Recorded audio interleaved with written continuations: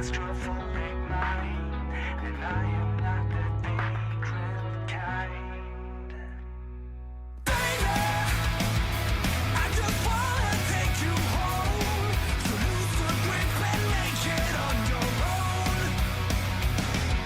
Lady, you got a claustrophobic mind, and I am not the vagrant kind. Not the vagrant kind. Yeah!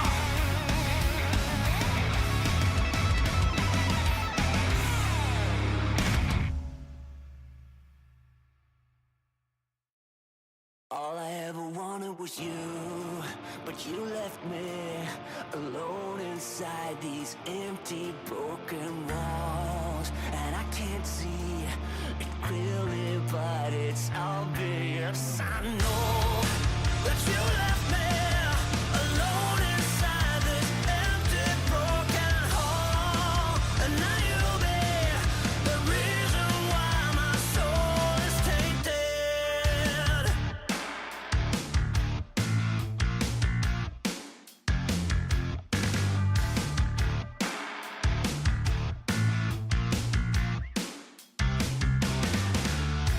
Somebody help me, 'cause I'm feeling trapped and I don't know what to do. There's no one to save me from this hurt I feel deep within my bones. Did you ever think of me and see the things I did? Sold my soul and everything, I was to the lowest bid. Crawled into your poison dome, yet every single time you got into my mind, you got into my mind.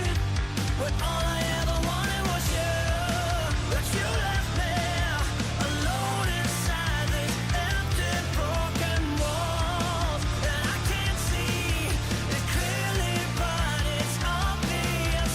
I know that you left me alone inside this empty, broken hall. And now you'll be the reason why my soul is tainted. So how can I fix this? 'Cause I need to stop the aching in my head. My heart is breaking. Yeah, I'm tired of being stuck in the past. Did you ever think of me and see the things I did? Sold my soul and everything, I was to the lowest bid. Crawled into your poison dome, yet every single time you got into my mind, you got into my mind. But all I ever wanted was you, but you left me alone inside these empty, broken walls. And I can't see it clearly, but it's obvious. I know that you left me alone inside this empty, broken hall. And now you'll be the reason why my soul is tainted. The reason why my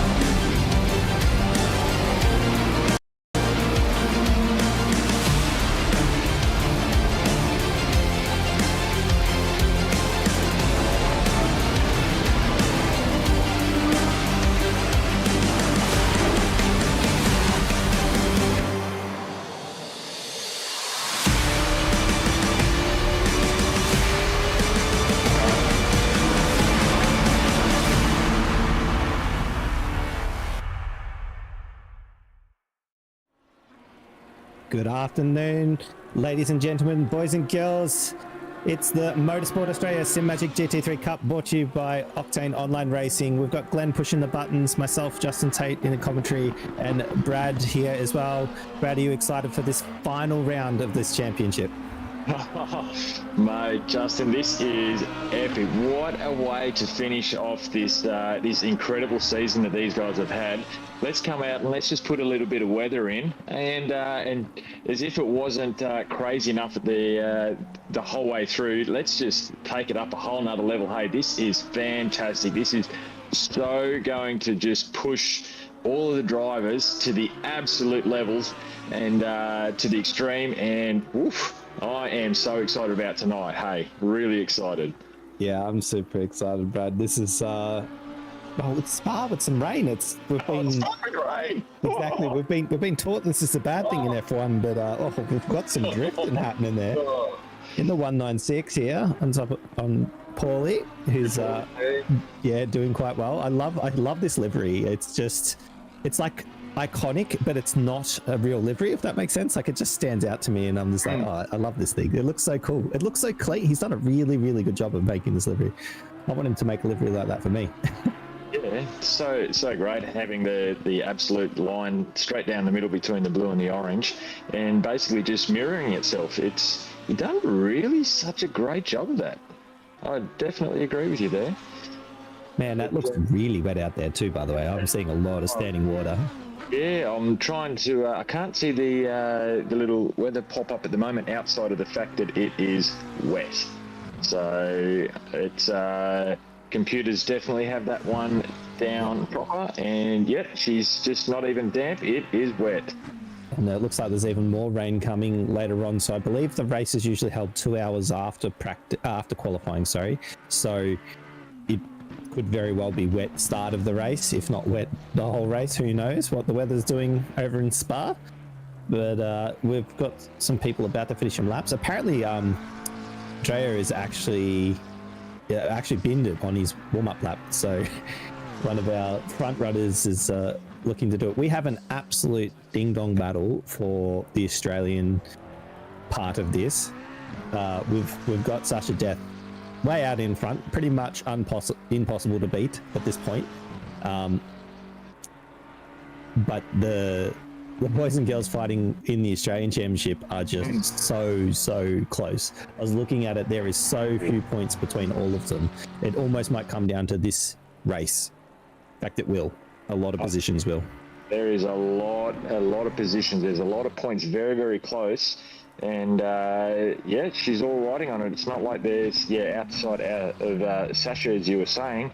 The rest of the guys, it's a very tight field. So it's wow. I just can't get over all this rain. It's just you could not make a call on who and what was going to happen in this race. Not with the way that this weather's going. You just wouldn't be able to make a call. It's just like super exciting. Yeah, and from what I'm looking at, there's a lot of blue dots, so a lot of people have run wide on their first lap, and you're only going to get a few laps at Spa, being over 2.5 minutes when it's wet. Like it's nearly 2.5 minutes when it's dry. So it's going to be really only going to be looking to set 3 or 4 laps if you fill it up like that. This is going to be really interesting. So we've got our first time across the board. Yeah, there we go.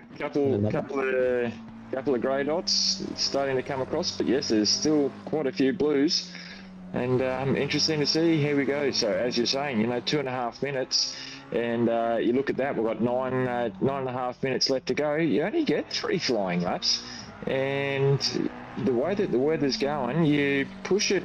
It's I know you get a reasonable amount of kind of grace in the lines that they give you before you do get a track limit, but it's very, very easy to just go 2 kilometers an hour quicker, and there you go, and you're out off the line, and then you got to wait for another lap. Oh yeah, I'd hate to do it at like turn 1 or up a rouge or something, and then next thing you know, it's just like, oh well, I've got to wait 5 minutes before I can start the lap, pretty much. Yeah, that's it.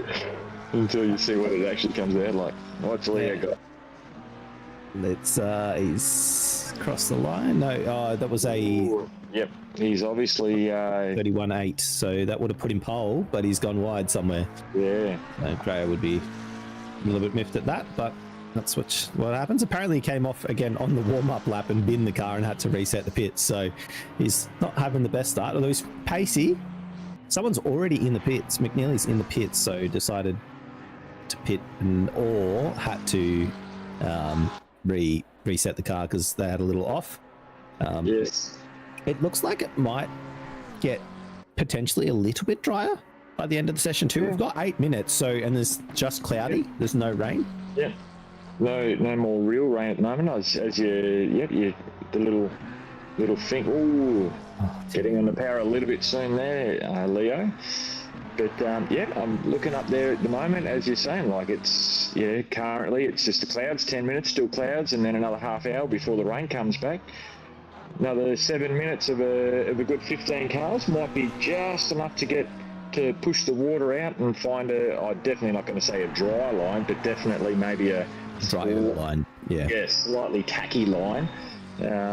So possibly if you can keep your nose clean, they might be able to. Yep. So there's a bit of drifting action there. That was exciting. You can't say that he's not pushing it. Hey. No, he is actually flying. He's found the limit again. He wouldn't be pole actually because Piper's just gone fastest in the Audi. You own the Audi in Pro and Pro-Am. Yeah. That's very holding on. Seems to be pretty quick at the moment, but again, everyone's sort of just getting their iron. I mean, just thrown straight in. Yeah, and we actually don't have Sasha here this weekend, so Sasha must feel confident that they have enough points to wrap the whole thing out. Probably are untouchable in the international one, but the outright one is a bit behind. Is a fair bit ahead. The consistency factor might be it. We'll see what if Dreyer comes away with a super clean full points weekend. It might make it tight because I don't think Sasha's actually had the full dominant all the points round with pole and fastest lap and qualifying. Oh, there we go. Yep. 5 tenths, and Cook's actually slotted themselves up into P2. So good job by Cook. I was actually seeing they had that really nice high helicopter view, and it might be just the screen, but it definitely looks like they're kind of through that backpack. There's a bit of that dry air line just starting to look like it's showing its face. Yeah. So you can see there even just it's just looking like a little bit of the water just pushing off to the sides. Chris Curley just goes pole. There we go. Yeah, by 7 tenths. And Curley is second in the championship at the moment on points. So I'm just looking at the totals, which gives you a pretty rough idea where they're going to end up. But Chris is also missing a round, so that will come into play too, because the scores are 7 tenths up with only like 6 corners done. This Dre here, so Dre's pushing really hard. Track must be coming towards him, like you were mentioning. Yeah. Yep, as you were saying with that couple of, if it's the next 10 minutes without any actual rain, I think you'll definitely start seeing the times come down. And keep your nose clean, and you've got just under 5 minutes left. As you say that, someone just I think 71 had to reset the pits. That's real. Yep. They had a little spin at the section. Where are we on the track? I'm just lost where we were when I was looking at that. No, not at this section. Oh, it was just here. Yeah, it seemed to be he was on the inside just here, so he must have spun it up on the curb and spun to the inside. 9 tenths up here. It's gonna be a lot quicker. Although Piper goes fast again and goes 2 tenths within Cooley's time. Johnson slotted themselves up, so everyone's just going faster and faster and faster. But this is going to be a good pole time if Dre just puts this last bit of lap together.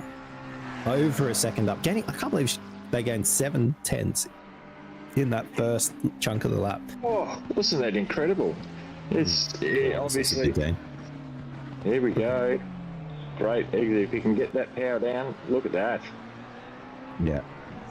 Bang, this is a big pole. Oh no, it's not that much. Okay, never mind. Three and a half tenths. But still, and they're on opposite ends of the track. Here comes Chris. Chris is, oh my goodness, Chris is 9 tenths up on himself. What is going on? Look at this. Yeah, that'll take him to almost a straight lap. That'll be the quickest one there now. That'll push him up. Look at that, half a second up. Wow.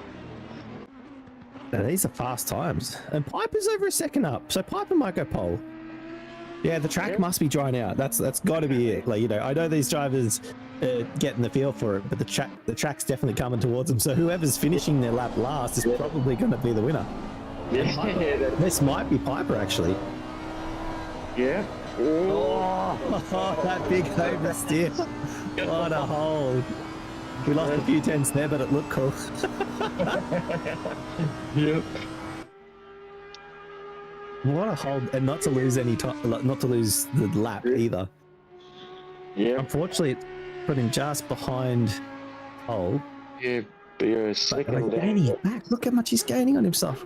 Yeah, those last couple of corners, gaining that in that dry bit, just where you can really hammer down on the brakes, you can see it's definitely making a difference where you're getting a lot better braking performance. Was that 2 minutes 17? So this will be Piper's last lap here now, I would say. So unfortunately, just time just wrong. Well, it'll be one of two things. If he's just getting held up, no. If he's almost No, he's just going to bail it. Oh, he just killed it. Why would he kill it? I don't know why you would have just kind of... Well, he might not make it through another lap. He might not have enough lap for another fuel. Yeah. That's disappointing. That's really disappointing for Chris there. Chris was on song for a pole position here. And Piper's pitted as well. Oh, so they're gonna just hand it to Dreyer if Dreyer gets this lap cleanly, or it's going to be tight. It will be tight. He's going to be right on it. There's not going to be more than a couple of hundredths maybe in it. Yeah, he's done a really clean last sector. Will he get another lap in? He might go another lap. Yep. As long as he's got the fuel for it, he's still got a minute left. Look how much faster the track's going to get. It's 3 tenths in one corner. Oh, it doesn't get as good an exit, but man. Yeah. Like, this is such a big track. If you're 1/10 a corner faster, like you're the second faster by the end of the lap. More. Yeah, that's it. The amount of corners over there. Oh, here we go. Tonkin's had a bit of a rough session. I noticed they didn't have a lap set for a long time. Oh, that's a big drift from the car in front. Yeah, he just reset the bits. Oh, there it is. Oh, there he goes. Like, we just caught the tail end of it. Oh, dear. That's hilarious. Oh, but it's stuffed up Tonkin. Tonkin's actually lost a bunch of time. Probably avoiding the spinning car. Johnson's up. Oh, he goes off track. No, he'll be spewing with that. Yep.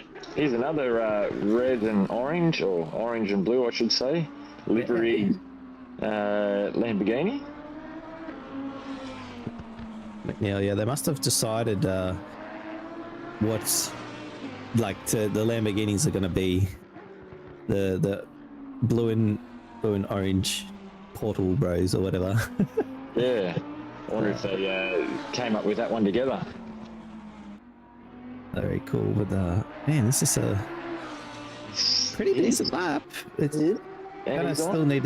gonna need to gain a lot still in this last little sector. 7 tenths up. Depends on how much they get through this fast section. Yeah.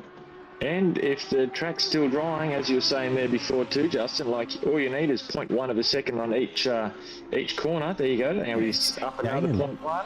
Yep. Far out. You know, if he can hold on to that around, especially through the back half where it does you do get a lot more speed, and if you can have a nice dry line and you can get an extra, 5, 10, 15 kilometres an hour down these back couple of straights, that can definitely put McNeil That's a right good up. exit. Really good exit. Look at this delta climb. This might be on for pole. This is looking good. Yeah, well, looking at Cook's actually really, really fast. He's ahead too. Can Cook go pole? He's going to be close. He needs 2.3 in a bit. If he gets the 2.4, he's got it. Oh, this is going to be it. This is pole. That's pole. All right, let's see if McNeely can do. Oh, McNeely's way up. Oh, but gets a squiggly exit, loses time. Is he got Oh, my goodness. Wow. Last corner. The Pro-Am's put it on again. Look how close that is. We've got a 10th separating the top 4 cars, and we've got Samuel doing a doing a drifty at the end. Yeah. I'm parking it up. There we go. Unfortunate there. So Thurcolini has a shocker for Thurcolini's pace. They've been doing an absolute awesome showing normally in that Porsche. Again, we're missing Sasha Death, which would have been interesting to see where Sasha would have ended up. As it appears we don't have a Ferrari in the top 10. Oh, we've got a Ferrari in 10th being stealed, which is really odd considering we're used to seeing a Ferrari at the point end of the field. It is very possible for wet race, and that does look a little damp, maybe? Oh, it's definitely not a fresh track. It is wet still. And raining 30, so it's currently wet. Ooh. Those tires just changed, which makes me think, what's up with that, Mr. Cook? Oh, they've changed again. Watching those tires. That's it. Which way's he going? Which way's he going? That'll make it really interesting right on about the halfway mark. That half an hour in, if with that rain coming in, you'll see a great dry line to start with, but it's going to be so hard to once you do get that really good dry line, it's going to be so hard to try and take advantage because everything outside of it's going to be wet. You try and duck up the inside and you're just going to lose all your braking performance. Righto, Glenn, let's have a look through these liveries. Are they slicks? Is that slicks? That is. Gray's looking like he wants to go slicks. I think the one with the writing on the side is slicks, right? Yep. So that'd be brave, although it does look like it's going to potentially dry out in the next 10 minutes or so, but who knows? You know, it's a big long rolling lap too to start us off this race, so you're going to lose 4 minutes there at least. Yeah, I suppose hoping that in anticipation that if you can get a good 15-20 minutes out of before you'd need to pit, if you've got that and you're on some pretty a nice clean run, as long as you're not needing to get to try and overtake anyone. If you're out in front, you'd almost take the gamble, wouldn't you? Yeah, it's the world's longest pit stop here, I swear too. So for sure. So you got to come in the pits, go down the main straight, turn the corner, go up the hill, all the way up the hill. It's like I can't remember how long it is, but it feels like about 2 minutes of sitting at 60 k's. It's so long. Yep, I would say, well, from the rookies race that we had there on Tuesday, we were sitting around about the low 220 mark, and I've pulled into the pits and I've come straight out in front of the guy that I was battling with in behind me, so it was all but directly on a full 2 minutes 20, 2 minutes 22 lap. Right. There you go. So that's how long it does take you to go through the pits. Yeah, if they can manage slicks all the way to I think what they're trying to do is having to swap back to dries, if that makes sense. Like if this track does dry out and then they have to swap to dries and then they have to swap back to wets, I think that's what people are trying to avoid here, like people running slicks. So this is going to be crazy, really. I mean, this mixed conditions is really throwing a spanner in the works. We'll have to see what people have gone. Just thinking that too, Justin, that track's gone back to damp now too. It's not even wet. It's not even wet, so maybe the slicks, they hang on for the first couple of laps. Maybe it'll be dry for you know, because the gap is the 10 and the 30 minute. Does that mean it's like somewhere between? It might be 20 minutes, you know, like is it a full stint? Yeah. I don't know. You've got 2 pit stops though. Reminder chat, so you have 2 pit stops here to perform, so that would be a good chance to swap those tires over, and then maybe swap back again if it rains again. And definitely not that I'm any of these pro or pro-ams, but I would almost be thinking the same. I remember the the last about 3-4 rounds ago when we had a bit of rain, and it ended up just becoming damp. And I know even after 20 minutes of no rain and just being damp, just absolutely roasting the tyres and just killed them. Like if it was a half-hour race, then you'd definitely be pulling into the pits to swap your tyres out because there was just nothing left of them. Yeah, again, who knows how... There's only a 1 km/h wind speed, so I don't think the track will dry out super fast, but I don't know, this game really likes to transition pretty quickly between dry and wet and dry. It definitely does. As we noticed there in the just in the qualifying, how quickly that dry line came, and yeah, huge amount of difference in the times. That's good. It appears to be that the stewards are letting them do a much quicker roll around lap than the standard sort of 80 k's an hour, whatever it is that we sometimes have to do on the shorter tracks. This race would go forever if we had that. Would still be on the warm up lap by the end of the hour. It's not bad of it. Such a long lap, but it's a beautiful track, so it's worth it.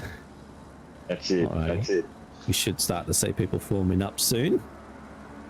So again, we have Cook on pole, Dreyer on P2, McNeely on P3, Piper on P4, Chris Cooley on P5, Reel on P6, Johnson P7, Madford on P8, Tonkin a bit further back than they'd like, I'd say, in P9, and Steely rounding out your top 10. Here we go. Do you want to do the first little honours? Oh, we can certainly try anyways here, Justin. What is going on? Sort it out, boys, girls. That's it. Nice. Sorting it out. Are they going to... Oh, because they've got to go right around this next corner anyway, so there's the long first start-finish line to all bunch up, get nice and close together here. Cold tires, wet track. This is going to be an exciting one up through the his first couple of corners here. Look at us. Oh, that is... Wait, what's Dre doing? Come on, Dre, speed up. Oh, come on. Yeah, oh, no, yeah. it's going. No. They've told him to. They're like, you got it. Yeah, you've got to even up, because I'm going to say how are we going to go to make sure they're all forming up well for the green light. Here we are, holding on, waiting in anticipation. There we go. Lights are green. Is he going to make it through the middle? How are they going too wide? There, how's Piper going to go out on the inside? No, holds it right nicely. Cooley as well. Nice little battle there for 4th and 5th and 6th there. Real certainly not letting them letting them go either. Here goes across. Oh, he's going for 2. No, he's not going to quite make it. The second one through there as they're coming around through the first tight set of S's. And look at that, Cook is definitely starting to make a good little gap there. He's already out to 0.3 of a second gap just in the first 5 or 6 corners there, really taking advantage of that nice clear run in front of him. So as we're making our way through, Dreyer just a little bit wide off. Same with Cooley, just still got these cold tyres, cold brakes and wet track, and far out it's worse than skating on thin ice there, I reckon, these 3. So Dreyer really struggling to try and get some temperature into his tyres there. He looks quite squirmy, and McNeil's right over the back of him. Definitely not giving him any space there, as well as Cooley. These guys far out. Let's go. Yeah, this battle is already G'ing itself right up. I'm not sure, is anyone on slicks? I'm not seeing anyone plummet through down the field very quickly. It's not sure yet. I mean, everyone seems to be even pace. You'd notice if someone was on a different tire in this front pack, that's for sure. Definitely the front. Although there you go, look at that. Yeah, we've got wet. Oh, and Dry's on second place. So Dreyer is actually, I think this is the big play. Yeah. The fact that they're not losing too much time yet, and the track's only going to come their way. So yeah, wet. Oh, Piper, a little touch. Oh, correct him. Hopefully that doesn't do too much. Oh no! And again. Oh, boy, what's happened? Is that a wheel failure? What's happened? Why are we stopping? turn his wheel off, turn his car off, maybe in the bumping. That's odd. There's That's obviously. very. Oh no! Oh no! Oh no! No, go back there a couple. What's that? Steel. Oh, he just overcooked that one coming into there and being so hard on the brakes and onto the inside as well. Had nowhere to go at all, and just he was an absolute just going for the ride there. Oh, so obviously McNeil's got his technical issues back up and running. Yeah, I think the car got turned off in that contact. So Yeah, yep. There you go. Oh, that poor guy is left to wander there now. I was just going to say, whoever I think it was who's parked at turn 1. Yeah, parked at turn 1. Who was that? Already forgotten. Steel. Yeah, Steel. That's what it was. Yeah. Okay, that might have been. Drea's already catching Cook. Look at this. This is the slicks is the play here. Yep, it's definitely looking like. Is the dry line appearing? You can see it. Can you see that dry line? You can already see that. And that's only what lap? One lap in. This is one lap in. Yeah, this is lap 0 really. So yeah, the first lap around they did a warm-up lap and then this. So the slicks are the play. The others will be doing the rain dance like crazy. Chris Kelly's actually flying along. I think they're on wets, aren't they? Chris is on wets. Yeah, so still showing a fair bit of pace here. It might have been a bit of a mistake by Cook, but you never really know. Look at Drea's car dancing around. Although these wets will just only get slower from here out, I think, and Drea's just going to get quicker and quicker. Yep. If he can just try and hold on, yeah, which he's definitely doing at the moment. I think he did very well with Cook just having a little bit of a mishap coming in through the bus stop there on that first lap, which they were able to kind of up a little bit. But I think Drea got balls of steel there. Here comes the look from Chris, looking on the outside, using that performance of this. Oh, that's nice. That's very clean. Oh my goodness, that was a set of Piper just sending it. Oh, we've already got a pit here from Cook. So Cook's actually opting to drop. And Piper spun around in the background. There's like 5 things going on there. So Curly goes fast as Piper is stuck on the inside, gets it going again. Oh dear. Got the BMW going in there as well by the look of it. Ricciardo, yes. So this super long pit stop that takes as long as a lap. They'll be swapping over to the dries because they're definitely feeling the pain already. The earlier you get on them, the better, I'd say. Yeah, Chris doesn't look much faster than Drea yet, and Drea is just going to start getting faster and faster. Is Johnson on slicks or wets? Let's see. Wets, that is, yeah. Got the lights on as well. Already searching for the water, like driving down the inside, trying to dry up those tyres. Trying to cool them down. Cool them down, sorry. Not drying. No, that's all good. He's what about Mudford hit? Is Madeford? Sorry, not Mudford. Can we check Madeford's tyres? That'd be awesome. I want to see all the top 4 tyres. Anyway, so Chris is zooming along. Yeah. We're going to see Drea. Oh, yeah, Drea's car looks more forward now. So it's just like I said, it's going to just keep coming his way. He's definitely going to be coming his way there. Chris is going to have his tyres are going to be heating up so much. He's going to be getting so much pressure. They'll be just like driving around on balloons here shortly. Yeah.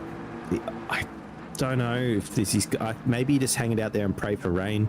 But again, it's sort of like it's going to be hard.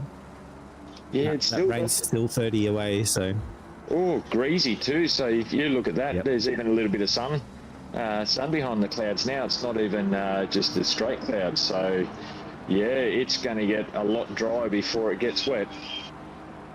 Yeah. So again, I think as soon as it hits greasy, his slicks are now faster now. Oh yeah. We should see Drea just start romping around, but again he's actually in the box seat for this race because he still has to do the same amount of pit stops as everyone else. So I'd say the 10 minutes is drizzle just happened now, so he is probably ahead by a fair bit. Chris is going into the pits. Oh man, if I was Chris, I probably would have just hung it out there.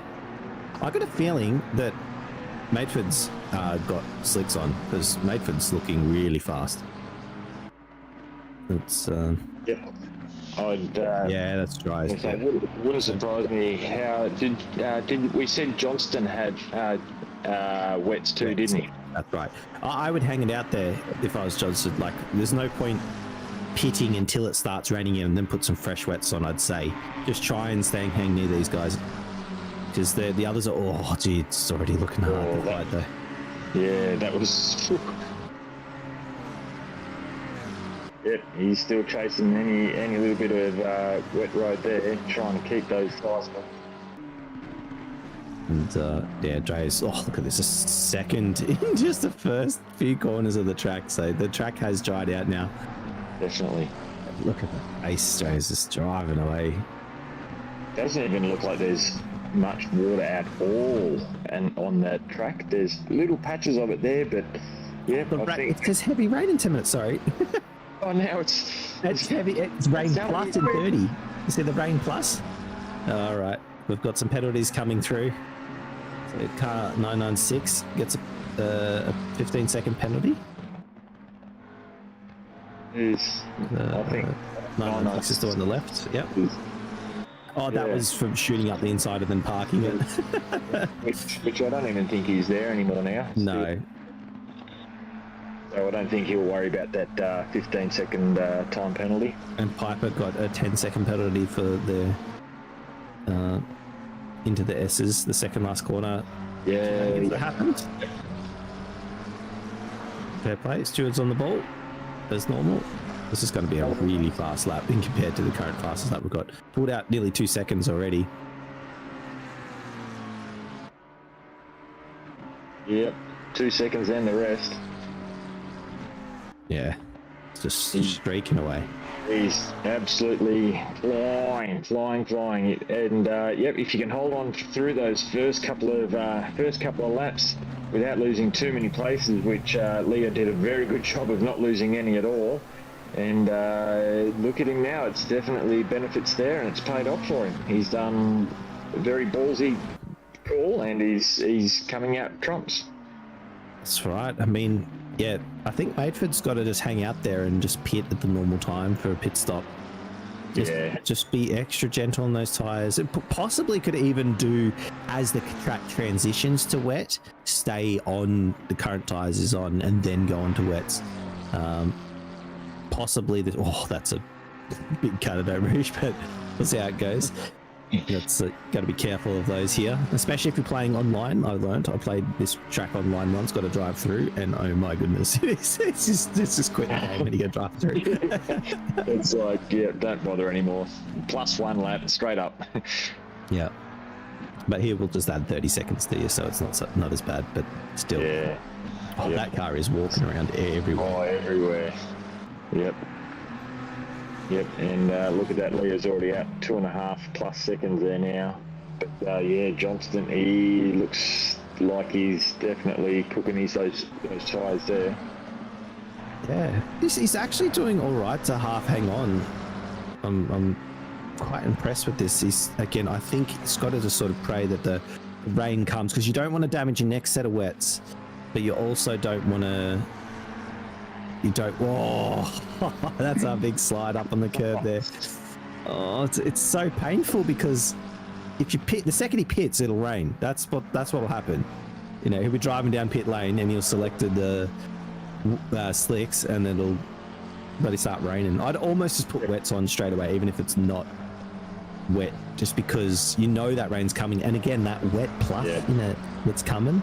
So that's like monsoon level weather, right? I don't know if you've ever driven in that. We did a special race a few years ago here, and oh my goodness, it was the craziest thing I've ever driven in. They set it to the maximum rain settings you could have, and we were all driving. We all drove one car. I think it was a Lotus or something. Now, what was it? A Lexus's. And it was the craziest thing I've been a part of. It was a lot of fun. We did it as a season finale. 959 gets a 10-second penalty for causing a crash. Yep. Steve Lewis gets that. Yep. I was going to say, Cook had just actually done the fastest lap, but Leo's just pipped him again there now. So Cook and Cooley are definitely picked up the pace. They're right up there now that they're all on the slicks. Slicks, yeah. And just a reminder that Chris is here for the memes. It's why his car looks that beautiful. Lovely livery. That's the name of his team. If you see that in his car name, I'm here for the memes. Here for the memes. Yeah.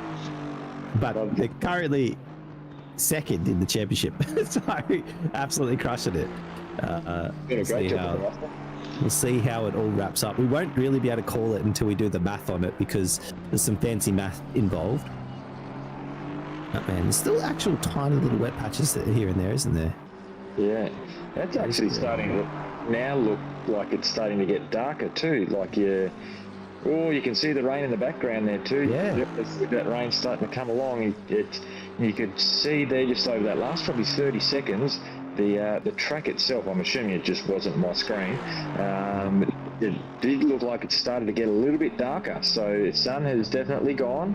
Clouds coming in, rain's coming. As Keely just overshoots that just ever so slightly. Fortunately, he was able to pull it up in time to catch the bus at the bus stop there. But let's see how we went that time round.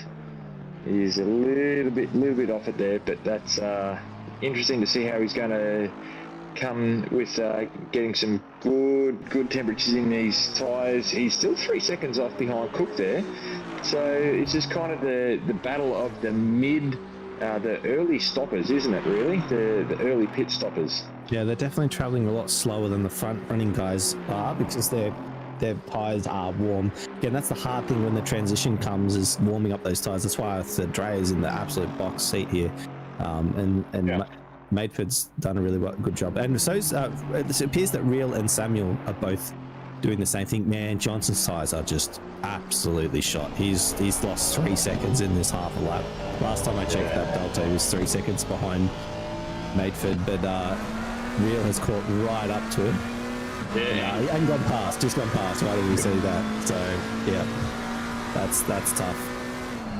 Yep, doing his best. Try and hold on. Oh, it just doesn't stop. I wish you could see those tyre pressures. That'd be crazy. Yeah. Oh, and I guarantee it wouldn't look blue. No, absolutely squashy. Tompkins come into the pits. I wonder if that's to. Man, it's dancing around. It's just losing so much time everywhere. Everywhere, is that? He's already half a second down. Yeah, you gotta just sort of hang on down. Yeah, well, it's too, as you were saying there too, Dustin, it's just too long a pit lane. You're better off almost staying out there, because realistically, you could lose up to 2 seconds, and you know you're still going to be better off than what you were before, because it's still better than pitting 3 times. Yeah. It's probably going to be wet to the end with that monsoon level rain, what we're seeing coming. So maybe having fresher wets towards the end might be really useful with the really bad rain, where these guys and girls are all going to they're going to do their second pit stop at about the 40-minute mark. Oh, gee, I'm surprised he didn't just drive by him. He left the door open and sort of was like, yeah, you can go have that. And then he takes it anyways. Yeah, he takes it anyways, yeah. Oh, he's still hanging in there. Just a long way. No, you're not going to be able to stick this. Is he going to let him? No, before he gets past. Yeah. Driving there by Real, just playing it cautiously.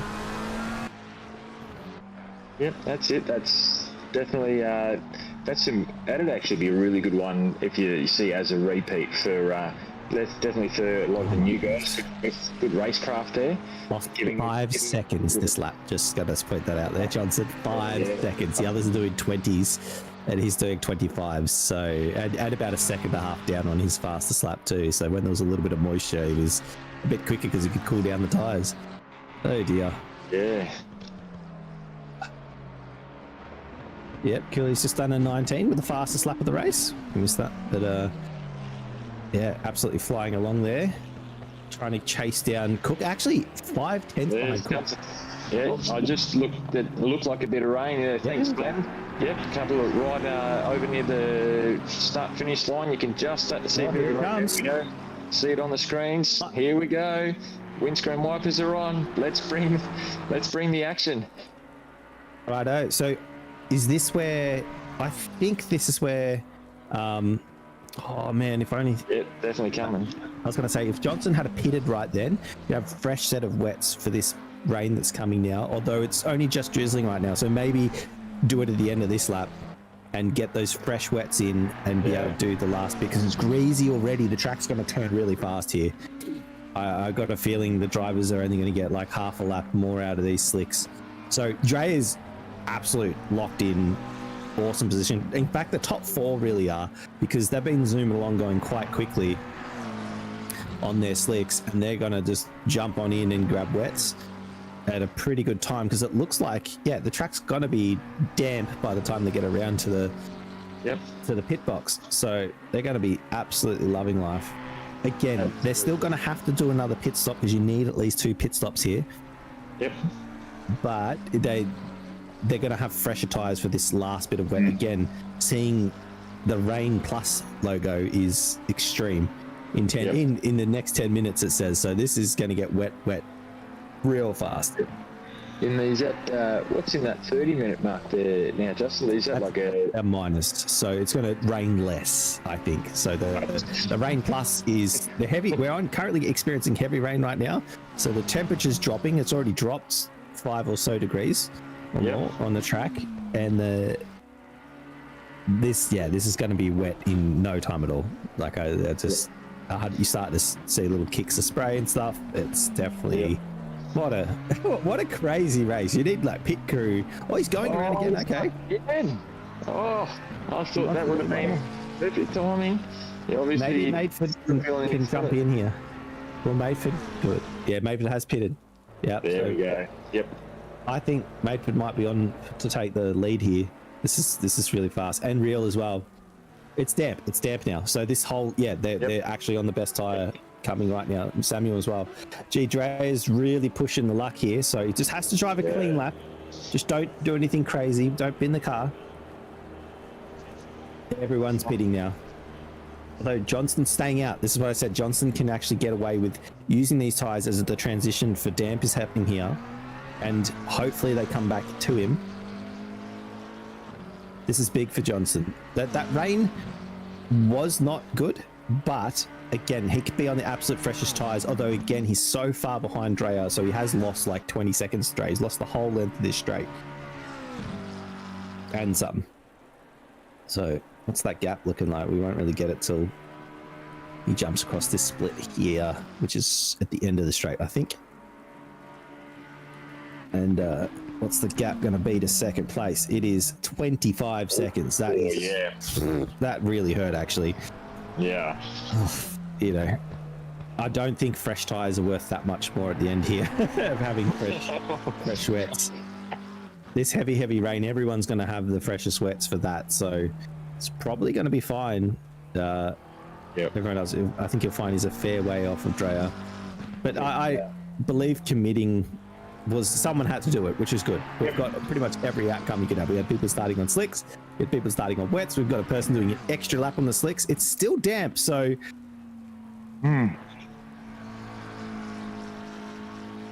yeah, so that last lap that was where it just started to spit rain, Dreyer was 5 seconds faster than Johnson, so that's still the pace of those slicks, although I've got a feeling this lap is the lap that it doesn't go quite as well.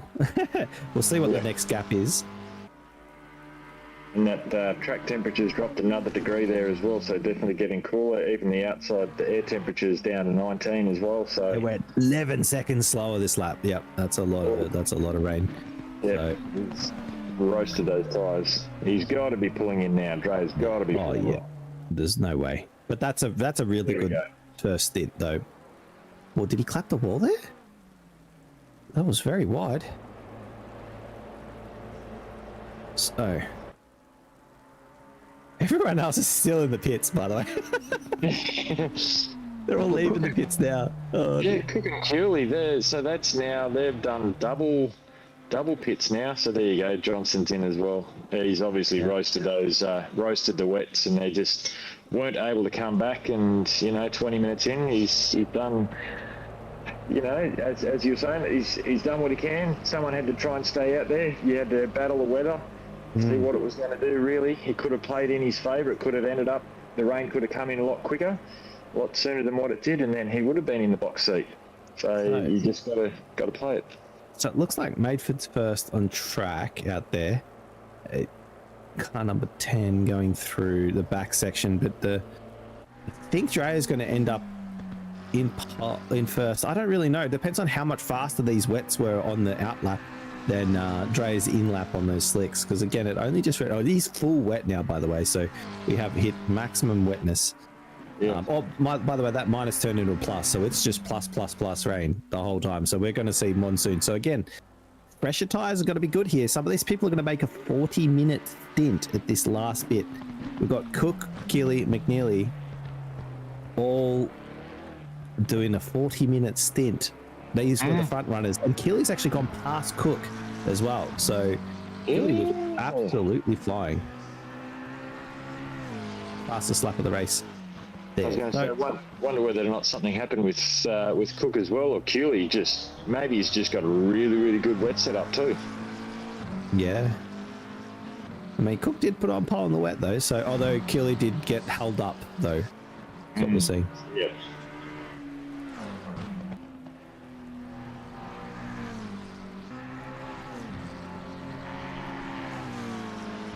Here we go. So, heard rumblings in the background. We think Schoon is going to be joining us in the commentary box very soon. Schoon has been an absolute blast to have on, and I'm glad he's covered for the last round because he's been falling in love. Yeah, exactly. It's been so much fun, this series. This has been the most fun I've had commentating a series because of just how close the racing is, how top notch the racing has been. Like I said, I'd be happy with what the pro-ams are putting on, but you just wait till we get to the pros. It is absolutely insane level of driving. Yeah. Here we go. So, yeah. Yep. Madeford's done very well, hasn't he? Madeford has pulled this gap right up to Dreyer. So that extra lap on the dries was not the call. Dreyer pushed his luck a little bit too much getting that one extra lap in, and Madeford's pulled this. It was about a 4-second gap down to 3 seconds. So gained 3 seconds in the pit stop phase. Big change there. Big change. That's made a huge difference. Obviously. Why has he got a yellow? Oh, it's the rim. It's the rim that's yellow. Yeah. Okay. I was freaking out there because he had the yellow riding that was the slicks, and I was like, "Hey God, did he just put the? Oh, he's up on the curb though." He obviously wasn't looking at the weather as if the weather map if he's going to put the slicks on. Yeah. Madeford's like, now 6/10 behind. So this is the battle for outright lead as we've got Thurcolini just pitting from further back. But again, we've kind of got two races going on here because Chris Curley, if they just have a monster last stint, they could potentially bring this all the way back again to 40 minutes though in this super heavy rain. I'm not sure. It's pretty crazy. We've been joined by Daniel. How you doing, Daniel? Have you caught this? Is he there? No, he's not. Oh, and Madeford's actually pitting. That is an odd time. Maybe not putting fuel in or something. That's really, really odd. Really not sure what he has or hasn't done there. Well, we'll get to see, I guess, the gap between here and... We're going to see the gap between here and Cooley then, because he was right behind the leader. So right on. Yep. That's strange. Immediately swapping. Must have the setup wrong. Page in chat though says wets are perfectly fine for 40 minutes. Okay, so yeah, there's no worry then. So Cooley might be the leader here. We don't know though. We don't know. You're not going to know that really till we get past that last pit stop for those front runners. I reckon as much as it was a crazy move, lap 2 coming in, swapping out your tyres, they've now done their 2 compulsory pit stops. If he can hold on, and if it does keep that rain going like it's showing that it is, Cooley, he's in the second box seat. If you could have 2 box seats, he's definitely occupying one of them. That's for sure. And Chris is the battle for the lead of the championship is between Dreyer and Cooley, by the way. So it's all on. They've got different strategies, and they're going to be absolutely battling it out. So my only guess on why Maidford would have pitted is because Maidford might have had completely the wrong tyre pressure. That's my guess. Wasn't happy with how the tyres were coming up to temp, or whether they were over pressuring or something. That could be it, because it just seems so odd to do 2 laps on a set of tyres then throw the other set on as well, or just not wanting to be in that battle. But probably going to end up, he's actually leaving the pits right now, so they're huge ahead. Never mind, look, here comes, Oh, there he comes out now. yeah, Wow. so Madford's actually in the lead, and that probably puts Dreyer in the lead actually, although this is closer than it looks, because he's got to get these up to temperature. No, he's ahead by quite a bit here. It's a good 5 seconds at least. So that front pack is actually 5 seconds ahead of Cooley here, and Cook's dropped quite a bit back. So wow, like this is, I just can't get it. This is crazy. 8 seconds there. I reckon it won't take Cooley long to catch up to Madford there. I don't reckon. By the way, this is much wetter than qualifying was, because we're doing 37s and we were doing like, I think even the first laps around were 35s, so this shows how wet the track has gotten. Yeah. Yep. And Scooney, welcome to the excitement, mate. You've come along right as the rains come, mate. You bring the rain with you, mate. That's it, man. I mean, I haven't been keeping up with the race. I've been away with a family dinner and all that. But yeah, I've just dropped into what looks like an absolute banger of a race. 31 minutes to go, and I need an update, boys. Okay, so pretty much what happened was about 4 or 5 drivers started on slicks. It was wet and it went to damp while we were rolling around.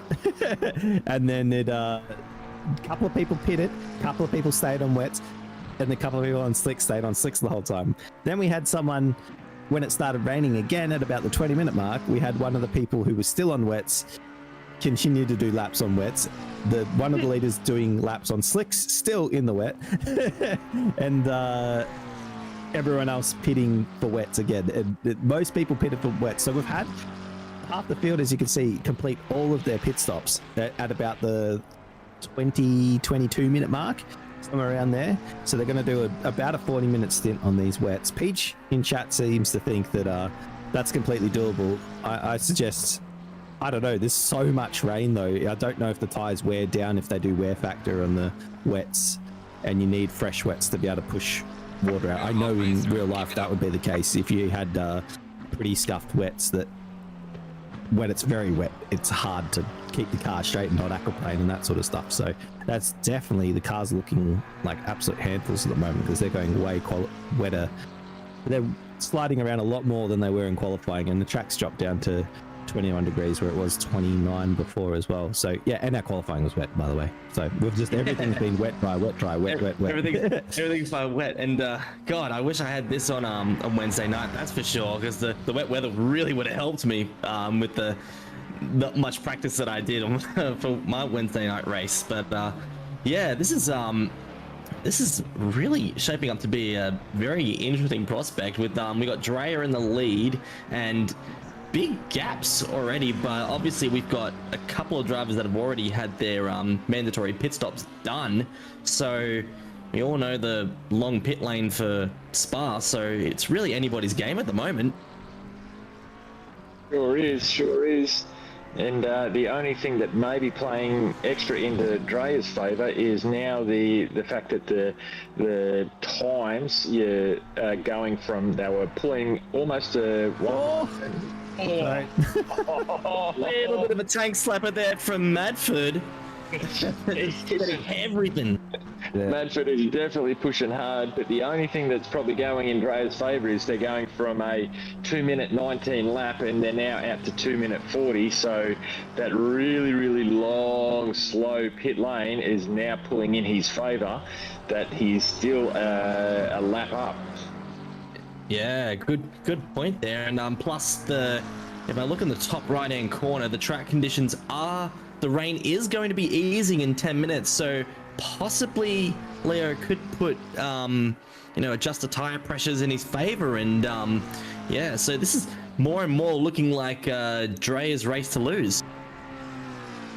Sure is, mate. Sure is. He was the realistically he was the guy that made the ballsy move when right at the beginning he was one of only a couple of guys that did actually go out on the slicks at the start of the race, whereas everyone else was running the wets, and it was like, oh, is it going to rain? Is it not going to rain? Will it go in his favour? And that was it's definitely pulled into his favour at the moment. Sure is, and yeah, as we see, the top three, top five have got 4 McLarens in there, of course. But yeah, No surprise there. no, absolutely no surprises there. As we're on board with Mike Reel there, doing a great job there in second, I must say. Yep, and well, considering the length of the track, if you look at the track map itself, they're all very very evenly spaced between them. A lot of them are kind of that 5 to 8 second mark, so there's no real battles close to each other. But this size track, it would not surprise me when it takes half a day to get around. Oh, and Adford is still pushing hard, still getting very squeamy with the back end there. Yeah, 37.7s here for Madford, and Cooley seems to be pulling him in because Chris has dropped that gap down to 5 seconds now. It was over 7 just a lap or two ago, so that's really big there. Yeah. Thircolini about to lose. They are fighting on the same lap, but I'd say Thircolini is about to go quote unquote a lap down, because this was 6 tenths behind the leader when it was pitted. So Drea was 6 tenths behind Jared here. And do you mind if we just jump on Drea so we can see what lap times Drea has been doing? So Drea did a 5. So Drea's going 2 seconds a lap faster than the others. So that is huge. So Drea is most definitely in the lead, I'd say, if they haven't had any major oopsies. Absolutely. It looks like the wet conditions really play into Drea's favours. Just bit of a wet weather monster here. Yeah, very quick. Again, polled it in the wet, so that's that. Oh no, didn't poll it. Sorry, was top couple. Top couple. He came in. He was P2. Oh, by the way, with all that mixed weather qualifying, the top 4 were within a tenth, like all 0.17 of a second, I think was the top 4. That's incredible. Yes, so close. We're still seeing these guys and girls just put on an absolute show here. And the thing to mention too is we actually don't have a Sasha Death, who has been dominating all series in the international running, but isn't here tonight. So we'll see how that shakes out in the championship. Again, we do a special system where we drop rounds and then divide points to get your average across all the rounds. But again, we'll leave that to the stewards to do the math, and we'll know. I'm sure the winners will be announced over Discord, or potentially we might have it by the end of the night, especially for the pro-ams. Oh, exactly. And it looks, and from what I remember with looking at the standings, the Australian standings, well, the Australian standings are looking really tasty. Like, it's between Drea and Cooley. And so Piper. it's Piper's very close as well. And Piper, all to play for at the moment. But unfortunately, Piper's had an absolute shocker. Piper was in P4, made a move for P3, bottled it a bit, locked up, slid into the side, and got a 10-second penalty. So they've dropped back a bit. And as you can see, they're actually all the way back in 6th spot, which is only about 30 seconds ahead of Maidford, which that 2-minute pit stop's going to put a minute and a half behind. So obviously they've had a couple of comings off as well. That's a bit unfortunate for Piper, who actually qualified really well. So, Yeah, bit unlucky there. It's not what you want in a title fight, but you know, there's still 23 minutes to go, and honestly, with the variable conditions, anything can happen. And well, anything can happen at Spa, and it usually does. Yes, it's very exciting. I'm just looking up at the at that weather too. The next over the next kind of 10 minutes, the rain looks like it's easing. Oh, there we go. It's just come back up to the plus sign there now. But it puts it right. Like, it's another 5 minutes, and then these guys will be possibly looking at another set of tyres, like these front runners, Drea, Reel, Johnston. Especially, it's like, oh, in saying that, sorry, Johnston's actually pulled into the pits now. He's pulled in there now. I wonder if Leo's tyres are still doing all right, do you try and hold out to the last kind of 10 minutes and see what that rain's going to do? I was just thinking to myself as you were saying that too. Probably what might be making Mateford and Cooley and that a bit slower than Dreyer at the front here is the fact that they're running that extra 20 minutes of fuel right now. Like, he's on the end of his stint worth of fuel, and they're all on, 20 minutes of fuel left to go. So this pace in the car might be down because Spa's a very long track, and over the whole length of the track, that fuel is going to add up. So it could be it could come down to a fair bit of that. Yep. And I think too, look at Cooley and Cook. They those set of tyres that they've got, they put those on at the second pit, which was when everyone else was making their first pit. So they're already starting to get, you'd normally be thinking of putting a new fresh set on now, or getting closer within the next kind of 2 or 3 laps. They might have to struggle through. Are they going to be able to get the life out of those tyres? They say, a few of the guys in the chat reckon that you'll get, 40 minutes out of it. You more than likely probably will. Will it make that much of a difference? Yeah, will it be a second a lap, or will it be, a couple of tenths? Again, with how long this track is, if you're like I said, a tenth down, it's a lot by the end of the lap. You're a second and a half down by the end of the lap just with a tenth in tyres. And again, we've got some very serious weather happening right now. I just missed that lap time because I was too busy gas bagging. Yeah. 35.1. So yeah, Dreyer is absolutely flying. Do you mind if we go on board? I'd love to see the handwork on board just for a bit. I love watching drivers pump along to see how they perform their craft. Going into this tight section, I always overshoot this corner. It's very, very difficult section to get right, and just a tiny bit of oversteer on the exit there, copping a little bit of curb even in the wet. The curbs can be very, very slippery in the wet there, but as you can see, just keeping it under control through no name. I always get this part of the track wrong, but second gear very conservative, very clean, very, very clean. Now coming through, name escapes me. Fantech. There's Fanatec on the side. That'll work. Yeah. But, yeah, this is looking very smooth. You can always really tell how good they've got the balance on their car as to how much oversteer, understeer, how much is it twitchy? Are they trying to catch the car like a little bit like that? A little bit like that. Yeah, this car definitely has understeer, but he's oversteering it with the power. That's what he's doing there. Yep, but he's definitely, like, you get little bits, but he's definitely over the whole lap that we've been watching thus far, but he definitely has not been twitchy, so the car is very well settled, even in the wet. Ooh, and just through Blanchimont there, just taking it very easy. And yeah, good point there. We're just having a think. Yeah, it is set up for understeer, this car, but as you can see in the inputs, he's pretty much like forcing oversteer through the pedal inputs, through the steering inputs, and there you go. Now dips into the 34s. So yeah, this driving style absolutely working a treat. I reckon if we could, after we go up Eau Rouge, we'll jump on board with Chris Keeley, who's chasing down Maidford for P2 on track. That'll be P2 on track. And unless Mayford has definitely been going, oh, that's wide. A little bit wide, up to Radion. Oh, that's scary.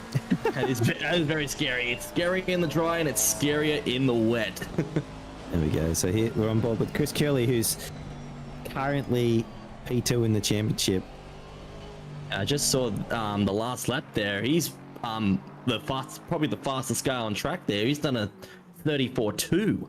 Yeah. So 7/10 quicker than Drea right now. So Cooley is absolutely flying. Last lap for Madford is 1.2 seconds slower. This is going to be a hot battle. Let's keep on board with these guys. But expect Cooley to be on him. Even coming through Blanchimont next lap. So yeah, big battle here, folks. And we've got Piper entering the pits too. So that's our P3 runner in the championship. Again, sort of out of it today, so might have thrown away the chances to finish up in the top few. As although Johnson's quite a bit down on points in the championship, so and same with Ricka. Ricka's actually and Johnson are 2 points separating them. So probably who finishes ahead today will be the winner out of those two.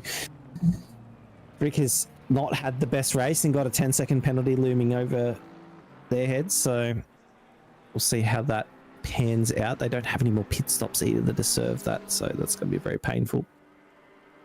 Yep, they're just going to have to hold that one, suck it right to the end.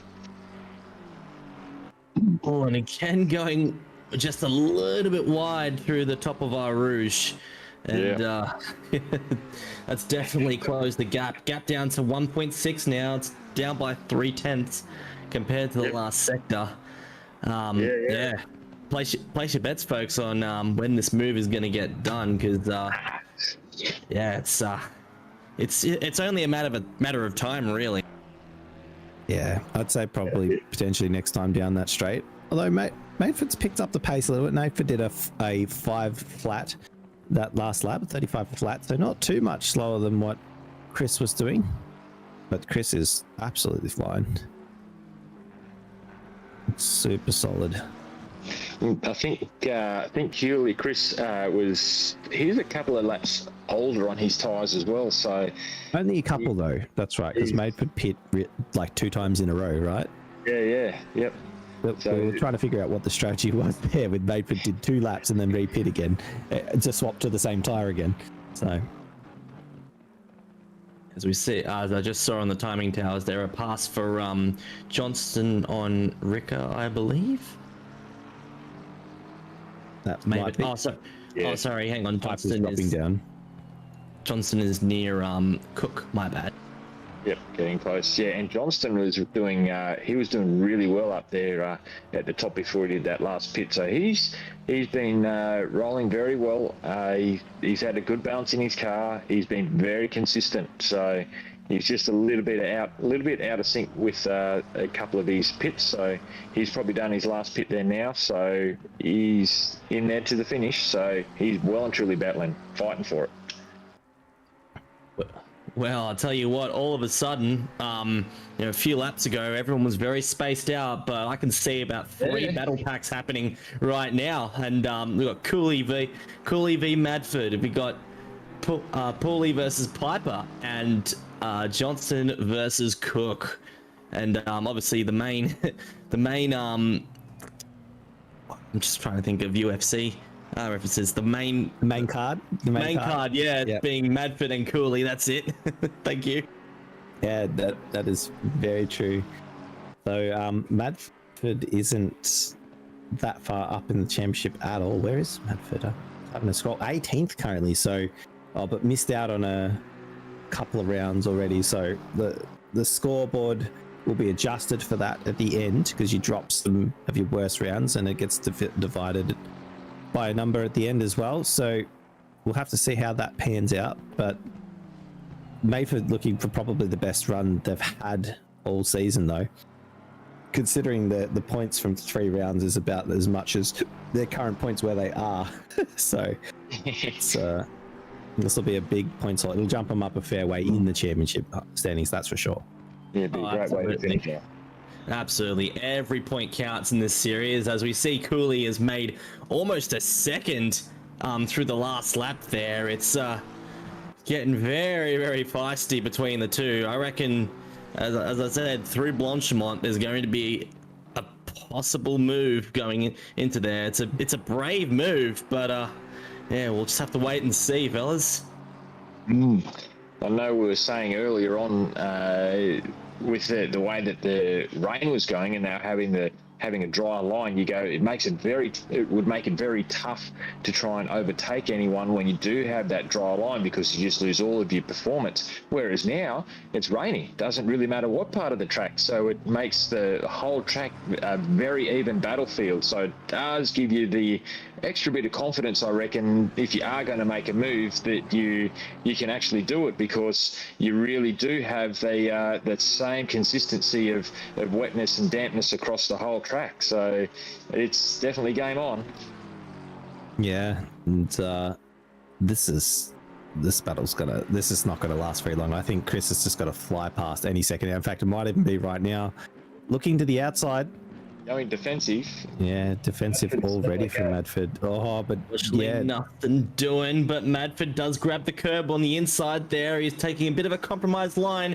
Cooley now powering it out of the final corner and just takes Madford there. He will have to pull it up going into turn 1 here, and he does maybe goes for the switchback, but Madford is a little bit compromised, taking it inside line. Cooley with the momentum and going up to Rouge. And tell me, guys, Someone's gonna have to blink. Someone's gonna have to blink. It'll be Madford. And Cooley, cool as you like, takes it up to P5. Great respect between the two.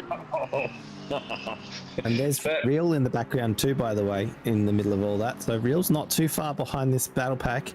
Just got some fresh tires on, about 5 seconds, about half the length of this straight behind. So really, really good. That was really, really close. A little bit of a sideways movement there. that was the pass of the day. If you had to say pass of the day, that was it. Hey, that was preempted from almost half a lap back, and that was just coming, and so good. These guys are brilliant. I will say, a great presence of mind for Madford there. He knew that they were going side by side, didn't want to challenge it too much, and he's in a good position right now. So picking up these points will be absolutely vital for his championship. And hey, Cooley was going to get the place whether he liked it or not. So yeah, a smart move there from Madford, I will say. Yep, that's it. You're better off yielding one position than trying to be aggressive and then spin both of you out, and then that's it for your race. You're over. So one is definitely better than 14. One is definitely better than being a hero. Let's just say that. I was going to say my theory of Drea having less fuel than everyone else, that's why he's faster, is out the window, because he's still out there doing laps on that same set of tires. So he's going to have to make sure he pits. He's the only one that hasn't pitted yet, so he's the master of going long, that's for sure. But probably gonna pit and do a little splash dash at the end. Just was making sure that dry patch that was on the radar didn't actually come through.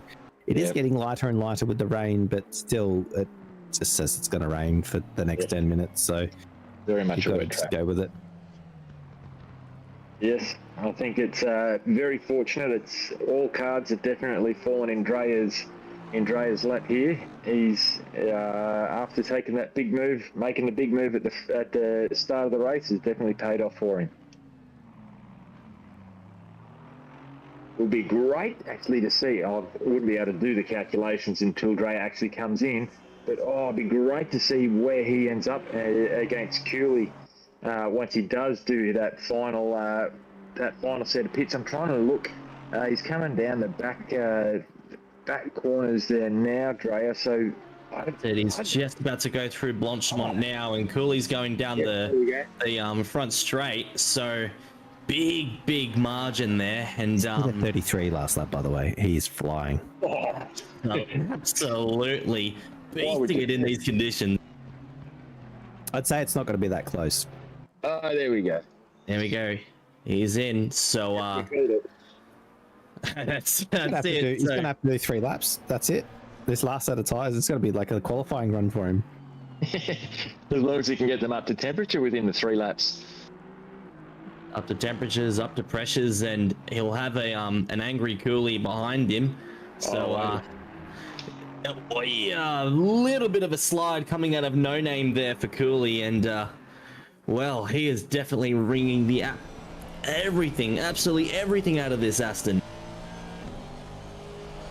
Yeah, it's, I would be comfortable to say that Drea will beat Cooley, but again, if they finish the way they are, because they're pretty close on points in the championship, but and Drea is the one that's ahead. So I think Drea will end up ahead, but we'll see how the points rattle out at the end. That would mean I don't know how the drop points go, because maybe the reason big slide, maybe the reason Drea is behind is because of a bit of initial D there for Chris Cooley, and just sending it going into the back straight, the back section there. Yeah, the car is absolutely squatted. Just, oh man, it's and even the light drift through here. So totally different setup to the way Drea was, who was very understeery. And Car has a bit of oversteer. Dre is definitely, I was keeping an eye on him too, and he hadn't, he'd not long stopped, so he's only just starting to put his tyres on now. That's how long it's taken him to actually get around to the pits. Yeah. He's only got one corner. Cooley's only got this one corner. Dre is still stopped. Oh, this is going to be close. Oh, this is going to be close. Yeah, it's gonna be closer than I thought. I think they're a long way away though. It's still hundreds of meters. I'd say we're probably going to end up about half the straight difference. Because we've got Cook got themselves a drive through. But Cooley's he's already in the groove. He's got the pace. He's got the temperature. There it is. Yeah, you're very right actually. So yeah, it's about half the straight right now, but you're right. It's gonna get closed up pretty quickly. We'll see how these older wets are performing compared to this fresh cold rubber. 5 seconds is the gap at the end of the straight. Can Chris pull it in? He's got to have to be going really fast. Again, Drea's probably the fastest car on track just before pit stops. Well, I will say though, Drea was absolutely flying before he made his pit stop, so I don't want to jinx him now, but I think it'll just be, just as you are for Drea, and we'll just watch that gap just absolutely. Cooley is left Madford for dead though. 4.4 seconds in like 5 minutes. That is a lot of pace. That is a big gap to pull. Yeah. Going for the win. Probably realizing that they are just behind in points on the championship and need to beat them on track. Waiting for the next split to see how close that gap actually is. There we go. Just reset. So it's 5.2. It is 4.6, so an 8/10. Yep.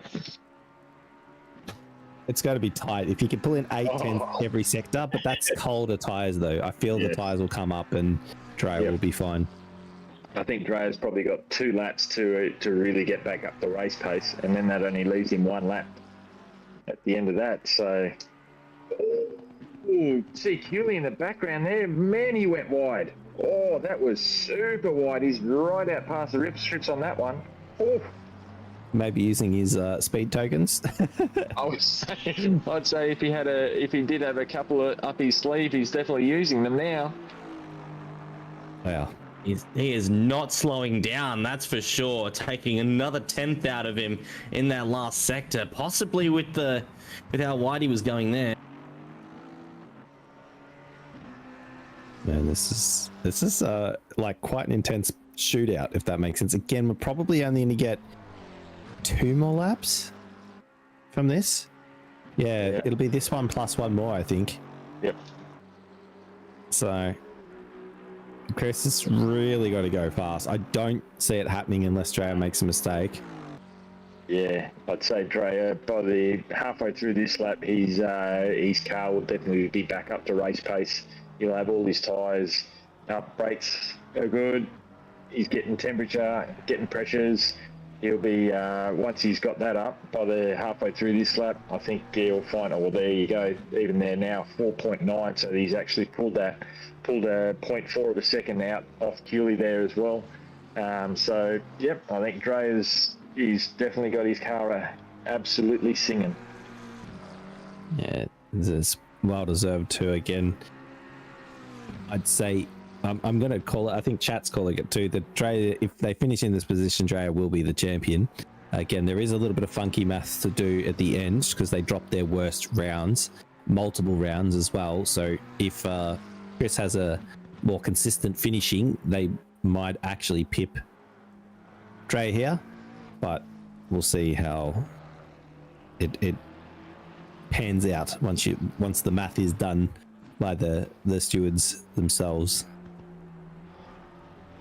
So yeah, I'd say this is for Piper. This is actually going to be one of their worst rounds because this is who's currently P3. So that's going to make things a bit awkward there. Yep, definitely. Luck did not go Piper's way at all this round.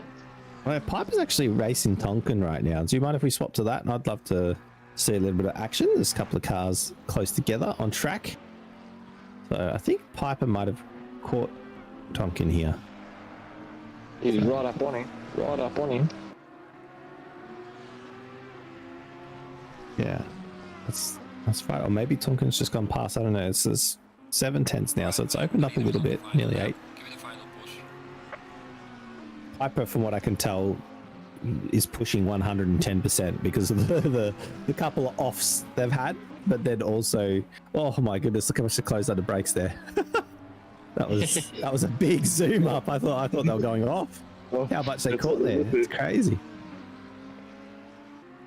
Sorry about the technical difficulties, fellas. All good there, Steve.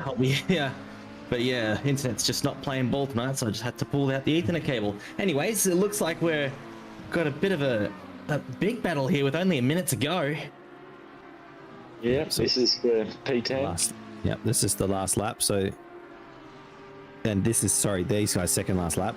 Once they'll go across the line one more time to start their last lap.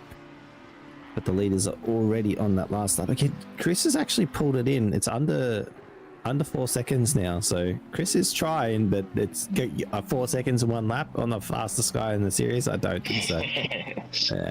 Yeah. It's gonna be hard. All right. Drea has just got to keep it on the black stuff, and he's got this. He's got this race in the bag. That's it. I would dare say, if it's knowing it's the last lap, you'll probably find that gap will get right up nice and close because Drea will be going, I'm doing everything to make sure I stay in the black stuff. Yeah. Yeah, you got that good. Yeah, and chat's calling it an absolute masterclass from Drea tonight. I think so too. Doing the right call, like it literally did the perfect strategy. The only thing he did make a mistake on was pitting one lap too late when it started to rain again. That's the only mistake the whole race. The rest of the race was perfect strategy calls and really well driven as well. Fastest man in while it's been wet here, for sure. As he's done, he's backed off pace to make sure he stays on the track is a 34.4. That's pretty fast. Chris is flying though. Chris has pulled in another half a second. So Chris just wanted a few more laps. That's what Chris wanted. Yep. 10 more minutes, please. Please, Bum, just 10 more minutes. And Chris is doing so well considering those tyres have been on that car since about the 19-minute mark. Yeah. He pitted very early for those, didn't he? Yeah, he's done really well. And that's it. That's Drea. Flashed his lights, doing a little wave across the line. Fantastic. Well done, Leo. Fantastic job, mate. Great win for the last round. And Chris done super good there as well. Really fighting to the dying breath there. And as we watch Madford come over, wow, he did really well considering that really unconventional pit stop. He's done really well to make that keep that up at P3. This is huge for Madford. He's P18 in the championship. That's got to move him up a long way. Yeah, absolutely. Just a bunch of maestros doing it, or getting all the chockies in the wet. As we have Mike Reel in fourth, Ashley Johnston rounding out the top 5. I think that's Reel's best position too, by the way, because Reel's currently P9 in the championship as well. So absolutely crushing it there from Reel. Fantastic. And Samuel and Ricka, they've battled on. Still kept it nice and straight, but and McNeely pinched Ricka on the line with that 10-second penalty. That's I don't know. I think Rick has got this. Has got it. Oh, Yeah, 12, 12 seconds yeah. behind. So yeah, Ricker gets away with that one. So you have McNeil, and way there we go. McNeil just putting it into the barrier. Doesn't need to use that car for the rest of the season. As we have Paulie oh no! massively wide, and he's just going to Cuts cut the corner. I think I need to give him a drive-through for that. On the last Oh lap. my goodness! He got away with it. He had a massive speed token there. So yeah, up his sleeve. So he keeps P11 as we have Lewis rounding out the 13th place there, and Thurcolini for just finishing this race. Boy, big Struggling in the Porsche. bit of a moment through Blanchimont, and doing it for the Porsche boys. Yeah, Paul Thurcolini's had an absolute shocker this weekend, or this evening. Started off the season very impressive in that Porsche. I was always cheering him on because I'm a fellow Porsche bro. But yeah, rounding us out as we finish across the line, and there's Steely who DNF'd as well. So big congrats to Leo Dreyer in this Motorsport Australia Simagic GT3, brought to you by Octane Online Racing. Absolutely fantastic drives all season by Dreyer and Cooley. Big shout out to Sasha Death, who wasn't racing tonight, but takes away the international championship as well.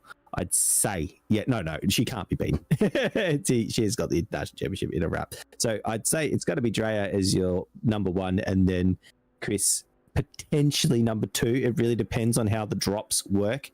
And Piper, Piper, the closest to Chris was Piper and had a bit of a shocker this round, so probably won't be any change there.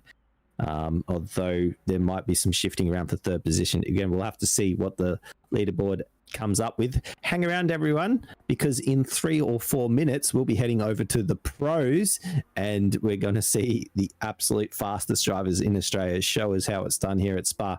Hang around. We'll be back soon.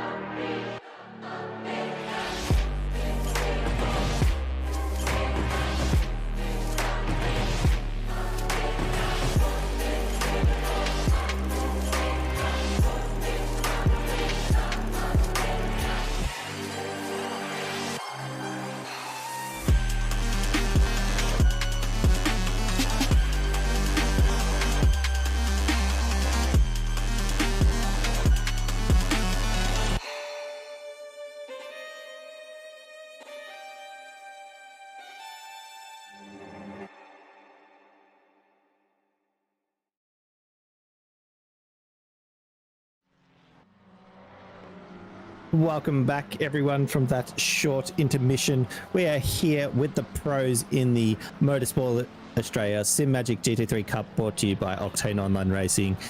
Still in the commentary booth, we've got myself, Justin, we've got Brad and Daniel as well. Evening. You excited, boys? That's the final race, the final countdown, all that sort of stuff. That's it. Absolutely, and we're going to see the fastest drivers in the country take on probably one of the best circuits in the world. And, Glenn was doing the hints that we've seen. It was only 800ths difference between the leaders, and they were doing 2:15s, so that is some scary fast pace. Absolute insanity for us mortals. Just watching on these absolute out of this world aliens putting on, I believe it was a 2-minute 15.2 that Bakita set in practice, and Zachary Smith was only 8/100ths behind. There's a fair bit of traffic out there at the moment. Yeah, it is a fair bit. I suppose they're coming not long coming out from the pits for the qualies here now. So first hot lap here now, so we'll start to see some proper lap times getting put down here as this one comes around now. So here we go on Bakita. Let's watch the master. Yeah, Bakita's been in a world of her own. She has been so dominant all things. I believe she's already the champion. I don't think anyone can beat her. I was gonna say she's probably already wrapped up the title. So yeah, this is just for a bit of I don't know, bit of Max Verstappen pride, just a bit of just to absolutely just lay the hammer down and show everyone why she is quite possibly the fastest ACC driver Australia has to offer. And possibly in the world too, because we've got some of the top talent in the world competing in the international with Dylan Tam and Rashma. They are no slouches at all. They are very fast drivers. Very, very fast.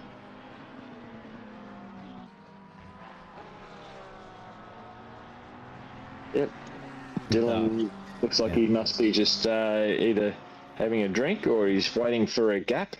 I'm not sure, actually. Well, the track right now is fast, so maybe just waiting for the track to tick over before he goes out there and sets his heaters. As a good tactic, I think a lot of the top guys do is they've got basically their braking points just as muscle memory there, and they just want to be able to just go out there and just hit the same brake markers, not have to wait for the track to go to optimum as right now as I'm speaking.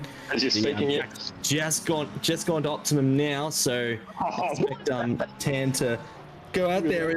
I'm just looking at the time now, a 2-minute 15.8 when the track was predominantly fast. That is absolute insanity.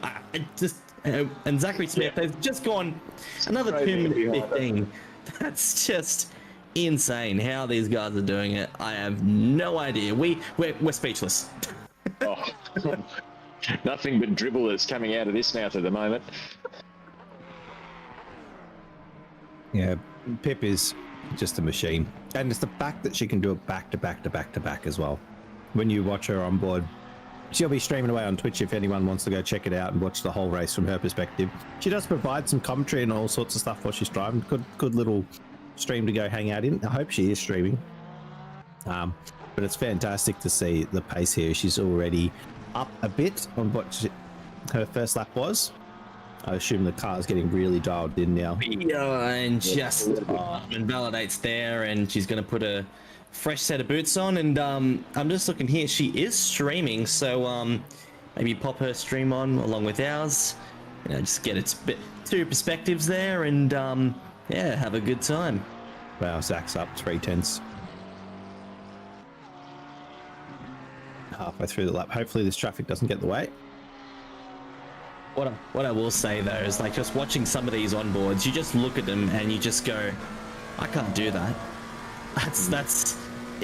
It's how they take the speed. You know, I'm guessing with their like the wing setups that they've got, they're running super low downforce, but they're still getting insane turn in. Yeah, you just can't do it. Yeah, just take the rear wing and throw it in the bin, right? Pretty much. Yeah, that's peak. Look at this. 0.4 up. Sorry.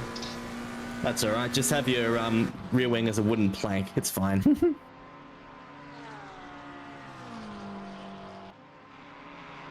As we see there, 4/10 up, coming into the final corner there. We've got a yellow flag for, it's for someone that has stopped just after they've completed their lap. Another one, as we see, half a second improvement coming up to the line. It's going to be an easy pole, but it is going to be a 15.5. Great lap.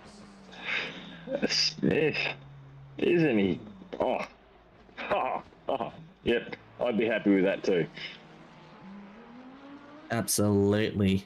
When putting the time down when it mattered, but we're just waiting for Pip just to, you know, get close and quite possibly just absolutely smash it. So we just know she's always got something to offer in qualifying and in the race. No, it's it's just not a matter of will it happen, it's just a matter of when.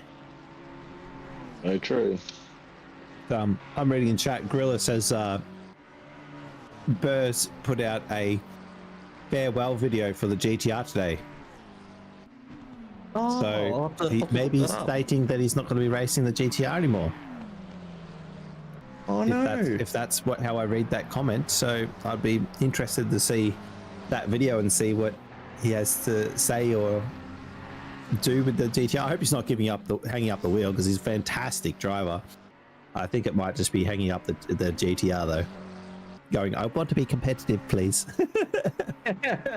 So it looks like someone else will have to take the reins of the GTR, and yeah, I'm looking for any of the pro drivers out there who's willing to put their hand up for, well, not for next season, because we are heading to a spec series, I believe. That'll be exciting. I always love me a good spec series. When does that start? Couple of weeks. 4 weeks. Time. Okay. I might have to sign up for that. Yeah. I was just reading in the chats there too from Johnston how he was saying he was well and truly on the pace, but had to do a whole heap of fuel saving in that last kind of 20 minutes, which is what kind of robbed him of realistically a lot higher position. Oh, that's nice, Johnson. You did a really good race though. Yeah, hats off to you, because that was a tough race. That's got to be a lot tougher than what these pros are dealing with. That's for sure. Yeah. What's the weather doing for us here, anyways? Over the next little bit, I suppose it's sunny at the moment. Sunny. I'm assuming the race will probably be the same. Again, it is 2 hours down the track, so you never know. Oh, 4. It's 4 today. 4 hours down the track. Well, So you never know with Spa. It can throw up literally anything. It's like Bathurst in a way. yeah. So, by the way, Pip is only 0.08 up. So as we go through the last couple of corners, can Pip gain a huge amount of time here? Looking like there was a lot of time there. Is this going to be pole though? Oof, not quite. So Smith still hangs on. That's about as close as you can get it, though, isn't it? It's going the other way around compared to the practice. Very true. Yes. So Pip being 8 hundredths faster than Zach in practice. Now Zach being 8 hundredths faster in qualifying. But again, the times were low 15s, I think. And yeah, we've just got Tandis sitting in the pits again. So showing up tonight. Yeah. But just gonna say I'm gonna come from last and drive all the way through. Last the first challenge or something. Creating his YouTube video. Something like that.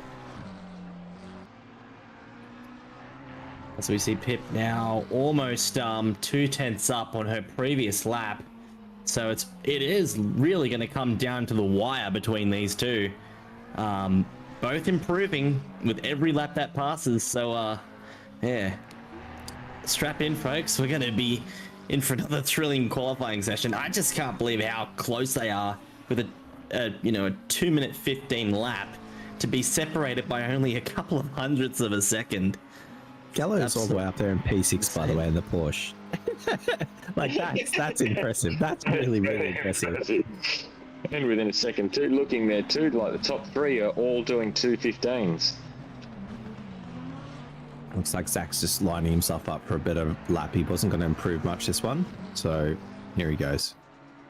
Focus on a good exit. Starts the lap up about 0.05 up already. Oh, gee, that's wide. But that is just within track limits, and it is the line coming down the back section there. So coming through Blanchimont as always, keeping it foot flat to the floor, and yeah, only 12 hundredths.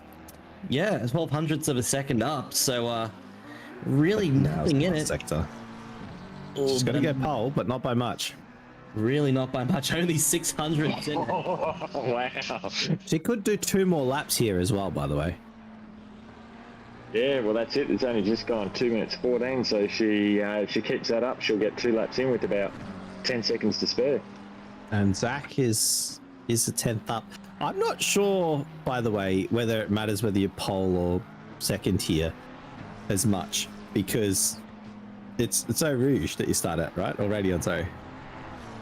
Yeah, going up Eau Rouge and eventually having to sort yourself out at Radion. So, yeah, a lot of it'll be a heap of 2-wide action going through Eau Rouge, and yeah, with these top split guys, it's they would have done that many times before in their sim racing careers.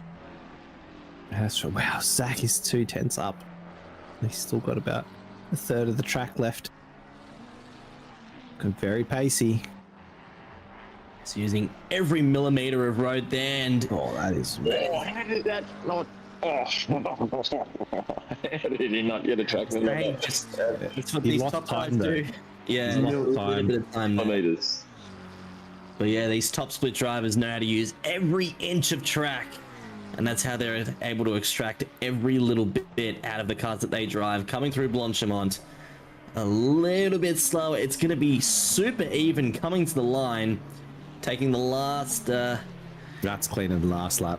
much By a lot. cleaner and cleaner. big improvement. It is only by roughly a tenth of a it's half a tenth of a second. So we have to jump straight back to Nikita and see how she's going. She is 2.5 tenths up coming into the last section.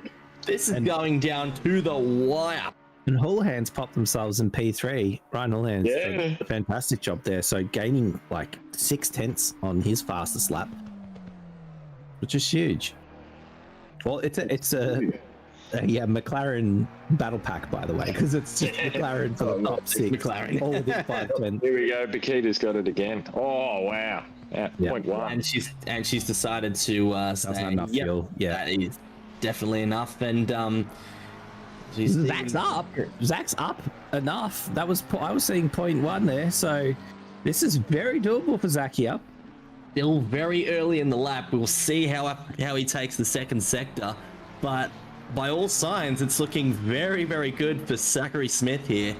Yeah, we'll just have to see how the Sector 3 time looks as loses a little bit of time through No Name. So, Yeah, that's a big loss. That's a big loss for the drivers at this stage. It's going to be very hard to make back. Yeah.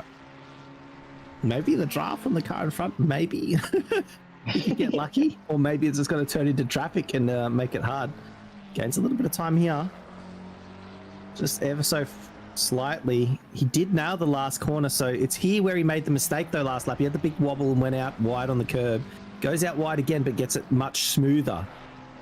Oh my big goodness, this is improvement. very close.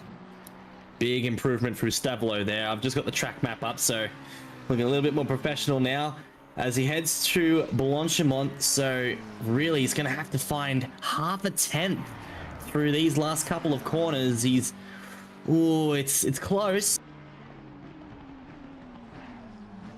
I'm holding my breath. He's gone deep. He's gone deep. That probably isn't it. Yeah. Oh, yeah. No, Uh, he's made the mistake there. Yeah. And he Didn't doesn't quite improve. get it. Yeah, didn't improve, but well done. So Pip on pole.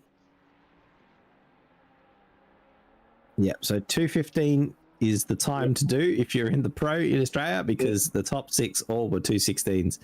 Look at that spread. That's very even across the board. So basically, you're saying if you want to do a 2:15, you need to be in a McLaren because they're the only one that did the 2:15s. That's right. Very true there. They definitely, this last update, the McLarens have definitely really risen to the top, haven't they? That's it. And interesting to note, 10 did not qualify. Same with Rashmat. They both did not qualify. So starting from the back and making this race very interesting indeed. Yeah, and it appears to be dry. So do you want to take us through the running list there, Daniel? Gonna bring it up now too. Yep, no worries. So obviously we got Bakita. On pole with Zachary Smith just getting pipped for pole by, I believe it was just a little bit over a tenth. It's quite unfortunate for the rest of the grid because they all did incredible laps. Ryan Houlihan, Samuel Morella, and Sang all getting 2-minute 15s, and yeah, incredible laps. But we got, I can't believe a Porsche's P7. yeah, Jallo there in P7 doing a mega lap there, pipping the likes of Ty. Mitch Hobbs is up there. Cook as well in the top 10. Porsche's having a very good day out here at a track that's not very well suited to them. We got Sweet. We got Hindy, who wrapped up the Split Green Championship a couple of nights ago. We got Kale in 13th.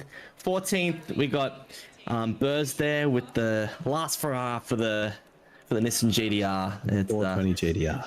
It has been a ride that has looked like it would never end, but unfortunately it's coming to an end here. A bit of a farewell. So Toffig in 15th, Gibbons in 16th, Taylor rounding out the qualifiers in 17th with 10, and Rashmat choosing not to qualify for this one. That's this is a spicy grid. And we've got a good turnout too for the last round. You know, people that are further back in the championships are still showing up, which is awesome. Getting a near full grid. It's really awesome to see, as we're about to start the longest warm-up lap ever, but these boys and girls will get it rounded down nice and quick for us so we can get racing. But we're about to start our last race. This is going to be our last roll-around lap. Feeling a bit emotional, actually. This is exciting. We've seen some amazing racing all season long, and it's about to come to a close in an hour's time. That's it. A lot of races that have gone right down to the right wire, right down to the last lap, almost the last corner at times, and yeah, it's all just being wrapped up in a nice little bow for this last round here at Spa. Yeah, and the AVR boys, P2 and 3, as who's their teammate again? They got one more in the field usually. Morella, that's right. Yeah, in P5. So 2, 3, and 5 for the AVR gang. They're looking very pacey this weekend, or this evening, I should say. I've got to stop calling it a weekend. It's such a habit from motorsport days. It's close enough to the weekend. I love the fact that you can do qualifying and a race straight after each other. You don't need downtime to like rehydrate the driver and do these sorts of things. You don't have to like let the tires cool down and change the tires and fill them up and check the cars. You just hit a button and it's fresh again. So exactly. You don't have to check the car for damage or any scrapes underneath from the fuses and stuff like that. You can just press a button, everything's good. Brand new car. It's all good. You can change the setup in seconds as well. Yep. It's the brilliant part about sim racing, isn't it? Exactly. And I just noticed now, look at the end bit of the car. You just see Mike Wazowski there. Yeah, what is that thing? It's Mike Wazowski with like Yeah. with Sully's face on it. Oh, yeah, gotcha. Yeah, he inserted that. I was pointing. I've dropped little hints at that all. I noticed that in very early on when we were in the split part where we were deciding who would be in pro and who would be in pro am, and I saw that and giggled really hard. It's quite a good little Easter egg there. I love when people put little Easter eggs on their car. It's very, very, very spicy. Oh, they've all got it. Gotta go to Ryan Hall. There we go. That's awesome. Mike Wazowski. Watching you. Always watching. I didn't know we had voice actors and Man, I love doing. I don't even know what that bloody character is. the but lady, the old lady. Yeah. the old lady. It's just like Yeah. you haven't done your paperwork today. Very good. Well, these guys have definitely done all their paperwork. They've done many an hour. It's been spec sheet, fine-tuned, tweaking everything. This is the best of the best, these guys. They've definitely done their homework. Reading tons and tons of data. I was gonna, you were gonna mention it there. Tons and tons of data. So a lot of traces and everything. But as we, they're starting to form up now. Who would like to take it away? Well, I think you should, Daniel. You've been with us for the last 2 rounds. I think you should take away the last hurrah. Just a reminder, it doesn't start this race. Don't get too excited just yet. So we do a little send off to the Pikachu 420 GTR. I'm going to be sad not to see that anymore. Rest in peace. You will always be remembered in our hearts, remembered in our spirits. There as we have for one last time in the race. There's a car that's very, very far back. I believe that.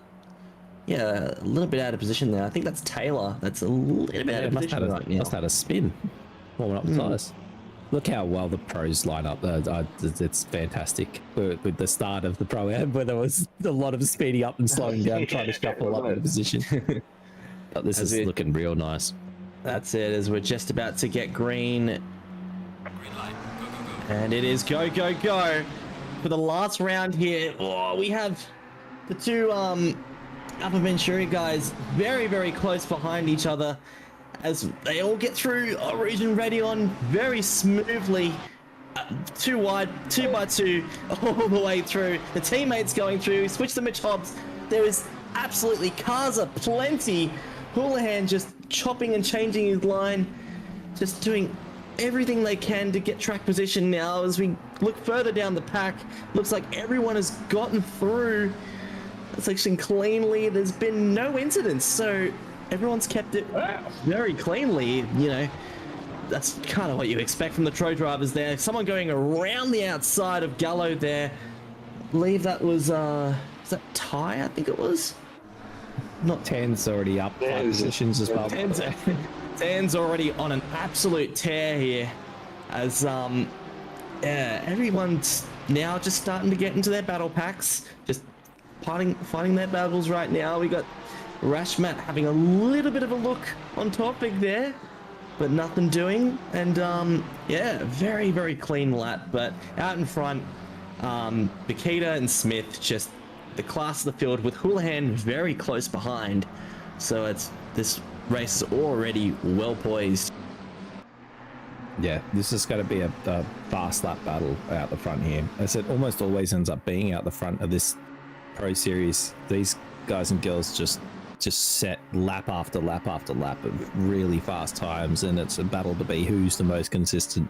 And they seem to just play with each other if they get any advantage at all. It's already half a second by Pip on this first lap. Very good on cold tires. I wonder if bump drafting will be employed or anything like if that's possible. I'm not sure if it's part of the rules, but man, it'd be so tempting on the big long straights here. That's it. It's a very very grey area of the rule book, but yeah, we don't really want to be. Bump drafting is a very cursed word around OOR, as I found out. So, Yes. yeah. So we'll keep that in the back of our minds, but it is a bit discouraged. But you know, they're racers. You And can't they're really. teammates, though. That's the thing. If anyone can do it, surely teammates could do it. Oh, absolutely. Just a little bit of a cheeky speed boost won't hurt anyone, but yeah, the stewards will not be liking that very much, as Houlihan has kept to the rear wing of Smith there. So I don't want to say team orders, but a bit of a multi 23 there. So Yes. so yeah, The whole field is all within a second gap. We've got a couple of cars that have just snuck over a second gap, but that first lap, no one dropped more than the lap. Actually, we've had a spin at the back. Someone's round. That's the 17 of Taylor. Yeah. Yep. Yes. And unfortunately, we've got some technical difficulties with the second replay server. That's it's having a very early weekend itself. The second. Oh, Taylor spun again. No. Fortunately, not able to get. Oh, it has reset the pit. yeah. maybe- Taylor's just not having the night. Not the night. Unfortunately, damage? and, Possibly. Could be, yes, very much could be. as we cut back to the front runners here, we still have Bakita just putting a nice lead on the pack here. It looks like she's increased her lead by another half a second. So, yeah, Pip just absolutely doing wonders out there in clean air. As we have the teammates here, Houlihan possibly looking for a way past Smith there. They'll be chatting about in their own team speaks. So, yeah, just talking about maybe it's like having a go at a Pip here is who has the fastest lap right now? It's got to be Pip, surely. It has to be Pip, yeah. Yeah. Oh, yeah. Maybe no one said a Good valid point lap. there. As soon as everyone gets over, is anyone? There we go. There's It's the- finally got one. Pip. Yep. Pip's got the valid lap. The valid and fastest lap of the race, as per. Yeah, no surprises there. No surprises there. I must say the Porsche there of Cook going at almost the skew of the. Oh my goodness, and Sweet just taking a bit of an alternate line there and almost taking out Hobbs in the process. Big Wowzers. yeah, huge just missed the breaking point by maybe a couple of meters and has just sent him through those little Speed bumps. speed bump. Yeah, just Yeah. just doing a bit of rallycross there. That's the Joker lap there, is it? That's Yeah. it. Well, I think they've got a cut through there on the outside of that corner that you can use as the Joker lap rather than going over the jumps. That's it.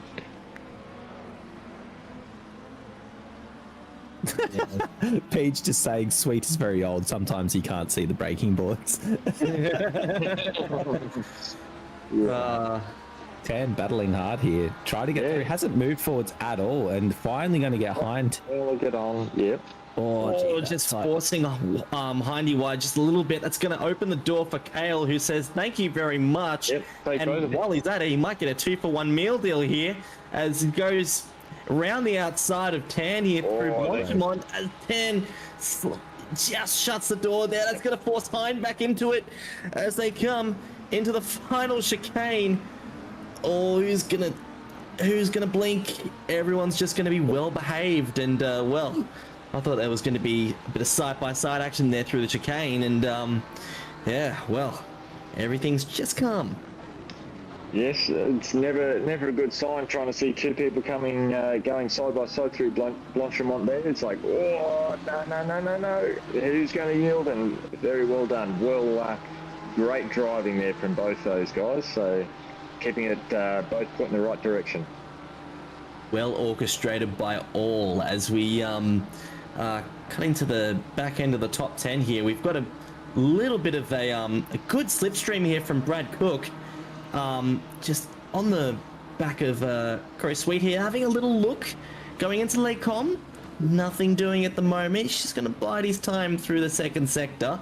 Porsche, probably the only part of the track where the Porsches has some sort of a can keep up somewhat with the other cars, like just through the corners. Yeah, it's again, I'm surprised we haven't seen Gallo fall back much at all. Yeah. Like, Yeah. it's really impressive in that awesome liveried Porsche, that Logic House Racing. Every time I have to mention it every week at least once because it is gorgeous. Look at that. It's like such a different theme to what you normally see in a race car, but it suits it.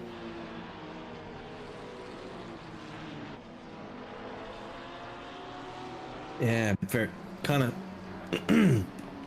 say that to all the liveries in this field. They've all done such a brilliant job of the liveries. I think my personal favorite has to go to Burr's livery, the Pikachu one with the with the Nissan, just to put the cherry on top. It's it's a sight to behold, and it's absolutely beautiful. And plus the gold as well, just the black and gold, taking a bit of a page out of the skyline from the Need for Speed Underground game, I believe. Yeah, feels like a Need for Speed Underground car, if that makes sense, like the way you do it up. Yeah. Not that they had this race spec one, I don't think, in that one, but yeah. And still. it's about 15 years newer, so Yeah. That's very cool. And he's actually got right up behind this little battle here between Cook and Sweet, so it's going to be on for young and old here. We'll see how quick it is in a straight line. Do you mind if we jump on board? I want to see it come up over Rouge and see what it looks like to be right in the draft here. Here we go. That's a lot of curb. Oh, a little curb, just trying to mitigate the aero wash through Rouge and through Radion, as he's going to get a double slipstream here from Cook and Sweet. Cook just choosing to do nothing with it, but Burrs might find this as an opportunity. There's a little bit of a bobble there from Sweet, getting caught up on the curb, and that's going to allow Cook to maybe have a little bit of a look there, as nothing doing through Bruxelles. Yeah, really doesn't have any slot out of the corners, does it? Like, it seems to be in that acceleration off the corners. The other cars just walk away. Yeah, isn't it? Just not quite getting its power down as good as the others. What's the series going for it? Yeah. Sorry, Rivage, I should say. Oh man, it's Pip's just driving away out the front. That's very, very pacey by her, and Houlihan's just hanging on to the back of Smith. So Houlihan showing the race pace, just zooming along. Bit of team bonding there, I'd say, between Smith and Houlihan by the look of it. That's right, and Houlihan is pretty far up in the championship too, so wouldn't count him out for. It's not too far.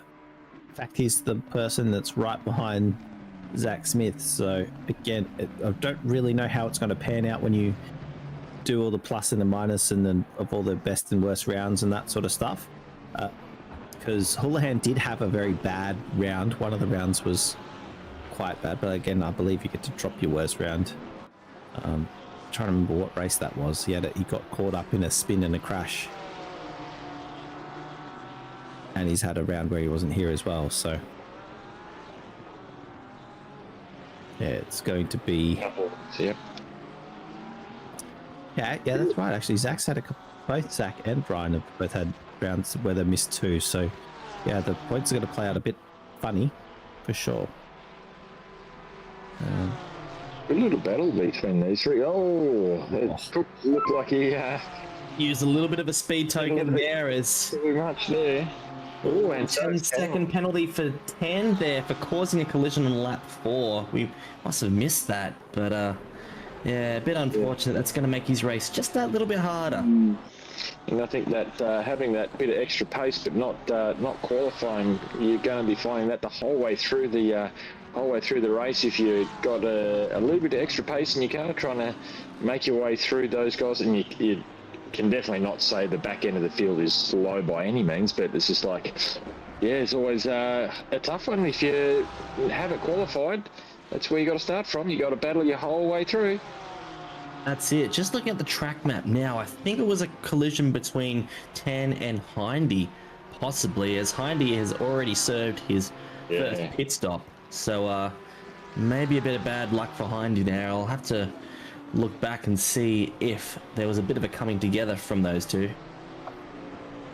Yes, I think there might have been. They were the ones battling pole positions, so yeah.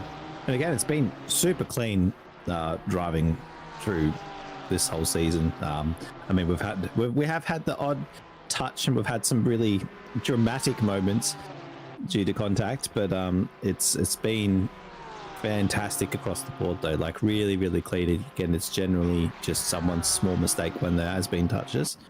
No really stupid or crazy unforced errors, just people racing really hard over the same real estate more than anything. It looks like Gallo's thrown it into the pits. Oh, sorry, not Gallo, Cook. Yep. So Cook has dove out of that battle and decided, I'm going to put on some fresh tyres and trying to do the undercut. This again, we're on board with Gallo now, who's going to try to get back at Stephen Ty, who's jumped him at the start. So here we go in the draft of this Lamborghini. Can we stick it? Yes, we can. That's looking really clean. That's a lot of curb there by Ty. But is this Porsche fast enough in a straight line? It's in the draft. He's in the draft. He's in the draft. Oh, we might have him here. He's going to have a little look. He's going to go the outside though. Oh, he swings. Oh, big time. Is he held it? Huge dive. A little bit of touching. Is he going to be able to? He's on the inside for the next run. Yes. Wow. West side through Lacombe, and Gallo gets the move done. Nicely That was a done. great little switch back, that wasn't it? Didn't see that one coming. No, that was beautiful. Good driving by both drivers there. Again, I don't mind if they just touch a little bit side to side, because again, they're fighting over real estate. That's how good these drivers are. They can drive within a centimetre of each other and just touch wheels a little bit. No one ends up off the track. No one causes any damage. It's just using absolutely all the room there were. That was beautiful. Just fighting over tooth and nail there, and showing great respect between the two, you know, just trading a little bit of paint, and you know, that laundry house livery just getting a little bit on Hobbsy's car there. So yeah, very, very clean, hard but fair racing there. Yeah, and Yeah, definitely. he has to do it with that lesser power in the Porsche. He did it all on the brakes though. All on the brakes. That Porsche is good under brakes, so he just absolutely sent it. What's that saying? Lick the stamp and send it. Yeah, that's what that was. That was great. Yeah, that's what it felt like for sure. So we've got our first few pitters happening now. Samuels is going in the pit. Samuel. I got to stop saying Samuels. Kovacs Racing. Yep. Love seeing those guys and girls at the with the enduro racing. Always look out for that team. So Zach and Houlihan just zooming along, very consistent laps, quite pacey by the looks of it. 16.2 last lap, 16 flat his fastest lap by Zach. So Pip is obviously just cruising in the 15s. Yeah, 15.5 is the fastest at a 16.1 now that she's 16.1, all doing relatively the same lap time. I've just been watching the gap over the last few minutes, and it has, you know, it has evened out just a little bit. Pip maybe having just a slight pace advantage over them, but maybe she's just conserving her tires, just making sure she doesn't get too much graining. And I know you said that, but there was a lot of opposite lock coming through the big right hander there. Yeah, I saw her wheels point hard left at one point, so she stepped on the gas pretty hard there. Just kind of like that as we go on board with Pip, just seeing how she operates, and yeah, well, yeah, I think it's just a sight to behold. Just for all future sim racers out there, take notes as Pip right on the limit, and yeah, just on an absolute knife edge with this McLaren, keeping her foot 100% planted through Stavilo there. She must be running the no rear wing strap, because every time it's at like somewhat speed, like 150 plus, it's just looking so taily. Wow, she uses all that track there too. Well, all the best drivers can run the most oversteery setups and make them work. Yeah, this is impressive. Yeah, a little bit of power oversteer there, so she doesn't have a lot of traction control on. Probably one click or no clicks. So the times are slowing down a bit. She's nearly about a second off her fastest lap, 8/10 slower than her fastest lap.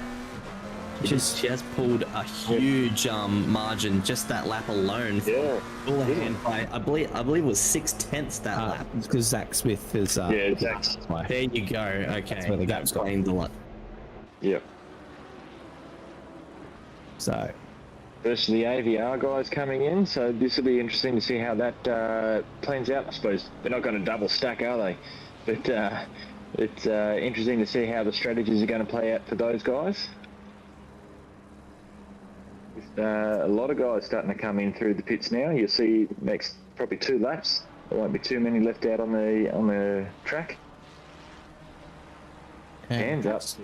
Totally different to the previous races. We've got this battle on. Yeah. Tan obviously just not quite making good power down onto the ground and losing that spot there to Matt. Boy, they are most definitely fighting here as Rashmat, I believe, gets that. He definitely didn't want to give that place up. Oh, don't. Oh, man, he's not afraid to drive close, Ted. He really likes getting right up behind people. As shown before in the last few races, Tan loves a battle as they're coming through. Coming through Puon. That's the corner. Very, very close. Right tucked up behind the rear wing of Rashmat there. Oh, that's Leaving absolutely no margin there. Just there you go. Just a mirror full of Beamer grill there. It's just the grill just taking up the entire rear mirror there. And reminder, these two are international drivers, so they've got the most ping here. This is, I always tell people, ping is the equivalent, like having 100 ping, that's the equivalent of having like 4 beers in your system. That's how much of a disadvantage they're on with the reaction times they have. So imagine watching the top level drivers with 4 beers in their system racing that close, because again, your computer doesn't get told until 4 beers worth of delay. it's unbelievable how much that can affect things, and the fact that he's able to he must have like instant reaction times, some of the fastest reaction times in the world, to be able to drive that close with the higher ping. It's fantastic to watch. So no effects, says Peach. 4 beers to a young 18-year-old. How about that? It's never drunk before. He's not an Aussie. So he's not used to 4 beers. Yeah. So we'll see how the Singaporeans deal with 4 beers. So you never know. Could be even better than us Aussies. So you really never know. So could be used to it as yeah, a lot more drivers have taken their pit stop. Houlihan has come into the pits. Same with Sang, Hobbs, Sweet, and Torfig, all choosing to take their pit stops. Yep, only leaving the top 6 left to still pit. So yep, 38. You mean, sorry, Peach again, you mean breakfast. Good on you, Peach. No. Wouldn't be the first time, mate. Just sitting there in chat, go Gibbo. Gibbons right now sitting in P6. So Played the pit stop though. not just yet, but yeah, just looking to hopefully with this race can be a race of attrition. So looking to even take advantage of Tan's 10-second penalty. He was still looming over over him. So, yeah, definitely not out of the race just yet. This Lambo is very quick in a straight line. Isn't it? So Pip's pitting. Here we go. Straight in the pits. Again, keeping to those low 16s after setting a couple of 15s early on to bring that gap up. Makes a huge difference. It sure does. Zach is being released from the pits, so only really pitting one lap different. And Houlihan has jumped quite a bit. Using the undercut to full advantage there, and so did Zach pitted first. Zach pitted first. Oh, sorry, the overcut, I should say. Using the overcut to full advantage there, and Houlihan with all the track in the world in front of him, so yeah, it's just got setting his sights on a very fast Pip. And is Sang up a spot as well over Samuel? I think Sang's jumped Samuel. I believe so, yeah, it just jumped. So everyone that pitted later is come out ahead. And I just can't believe how much Houlihan's jumped. Zach must have had a bad box into his pit. Yeah. Quite That's possibly. got to be what it is. For those that don't know, if you don't hit your pit box perfectly, the game spends a little bit of time adjusting you to your pit box. Like if you were in a real life race, the pit crew has to like shuffle around and move the tires and stuff to get you started in your pit stop. This is quite interesting. Again, Zach was a little bit faster than Houlihan, like both 320s qualifying, so we'll see if Houlihan can hold that gap. It's coming down a little bit already as Pip is leaving the pits now. The others are all coming up the hill. That's it, Pip's rolling, so she's going to have to get up to speed. And while these guys are at full racing speed, so a little bit can be made through here. It's going to be very close, actually. Very close. Houlihan has got massive overspeed on Bakita here. Coming down here, but Bakita is going to absolutely bend for her life coming into Lake Com. And Houlihan not put tires on or something? What's going on? And takes the lead. Wow. Okay. This is interesting now. This is really interesting.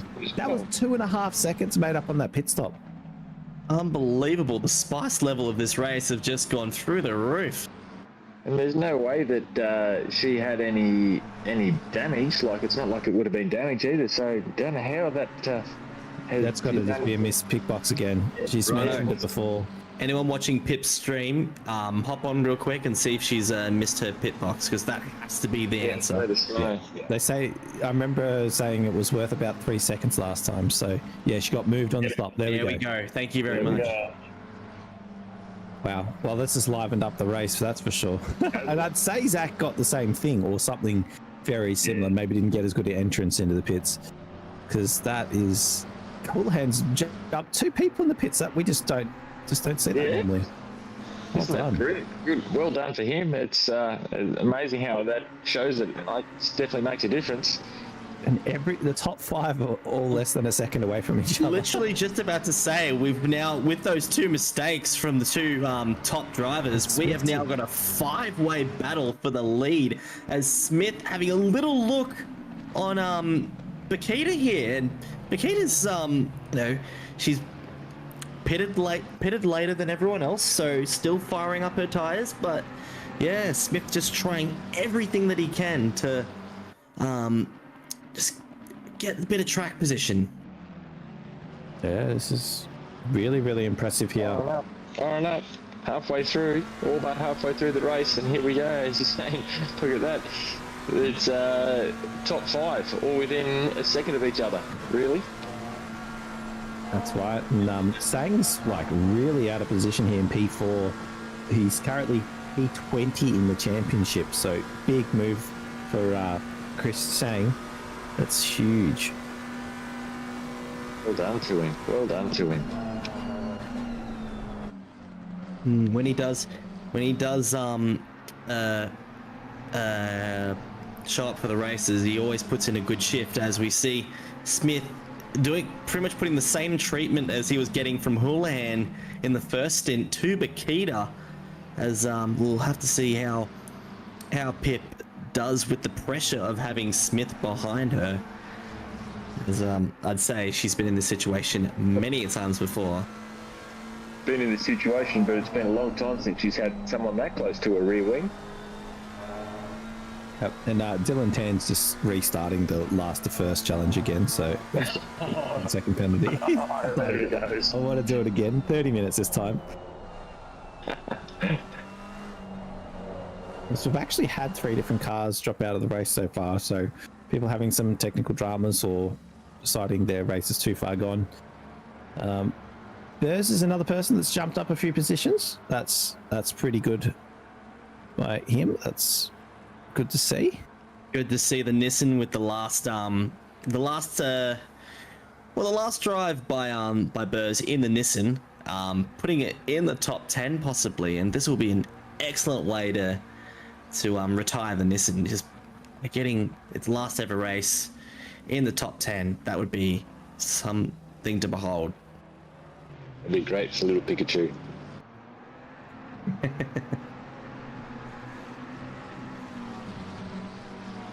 As we see here, Houlihan just putting a little bit of a gap on Pip now, as Smith's still pressuring the rear bumper of Pip here. As yeah, we're gonna have to see what happens through Eau Rouge and through Radion. Just using all that curb.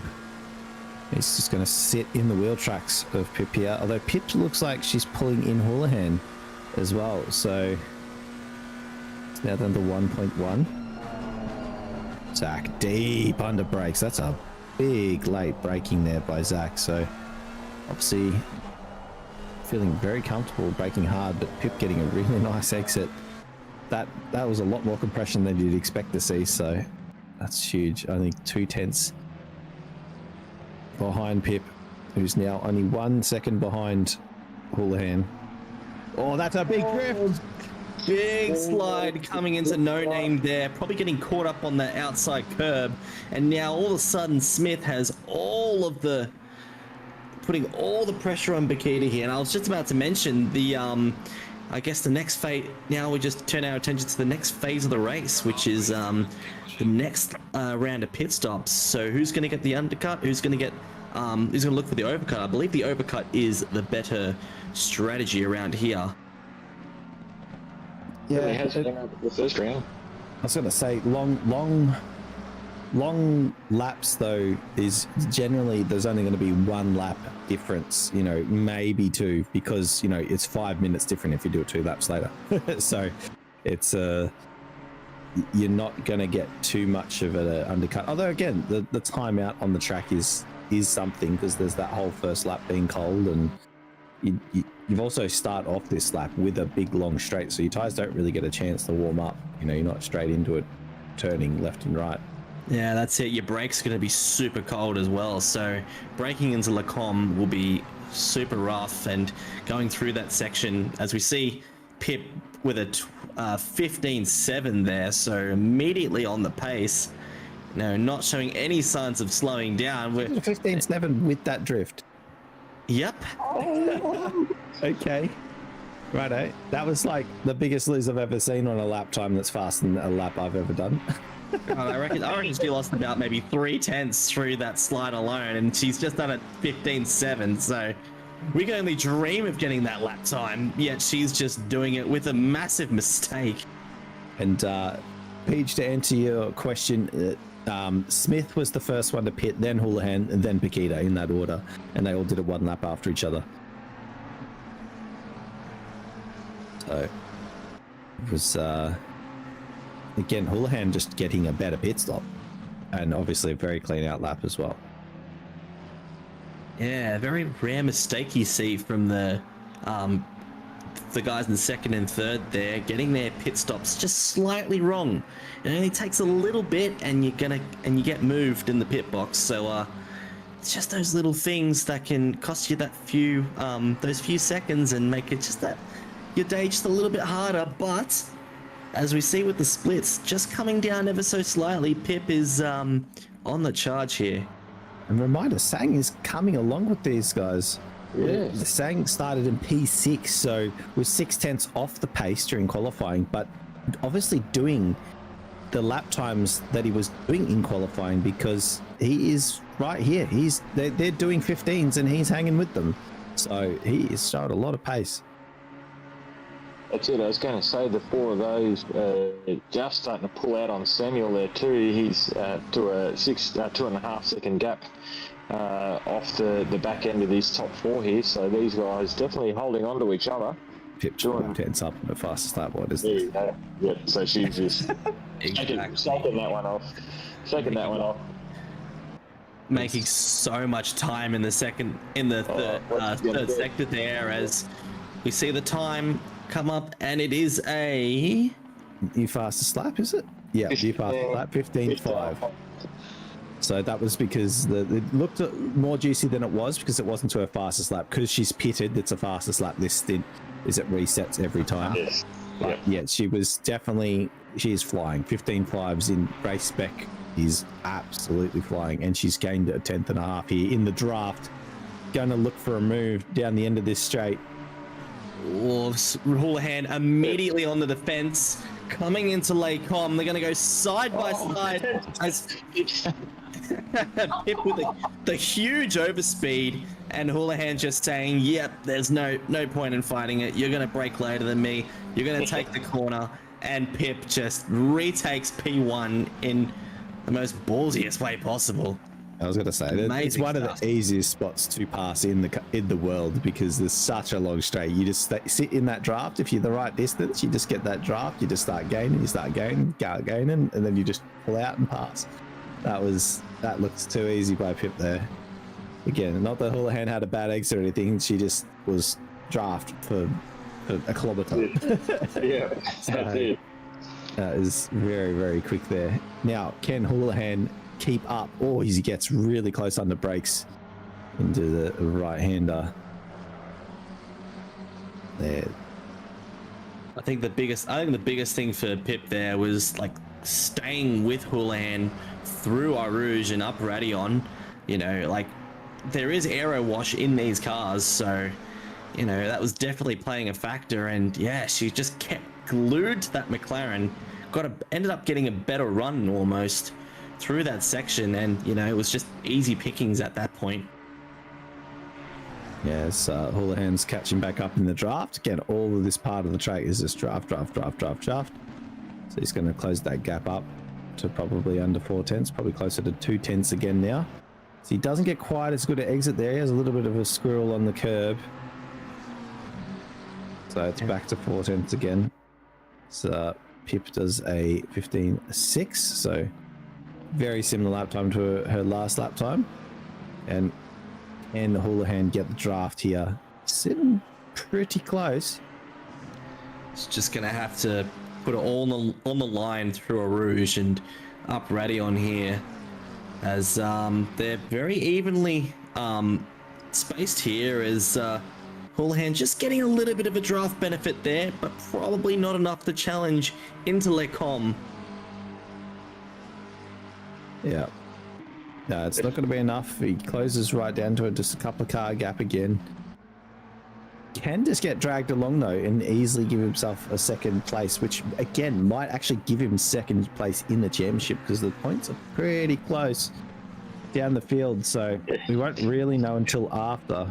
We know Pip has won. Like, Pip is unbeatable, really. She just has to circulate. She's just doing this last race for fun. As I said right at the start, just, you know, using this race just to, you know, basically put her superiority on the field. No dominance. That's the word I was looking for. Yeah, and she really has. And Dylan 10, who's all the way down in P14 at the moment, has been giving her an absolute run for money across a number of the weekends. So, and same with Cook and Houlihan. Smith and Houlihan. They've both been showing up big in a number of the the races.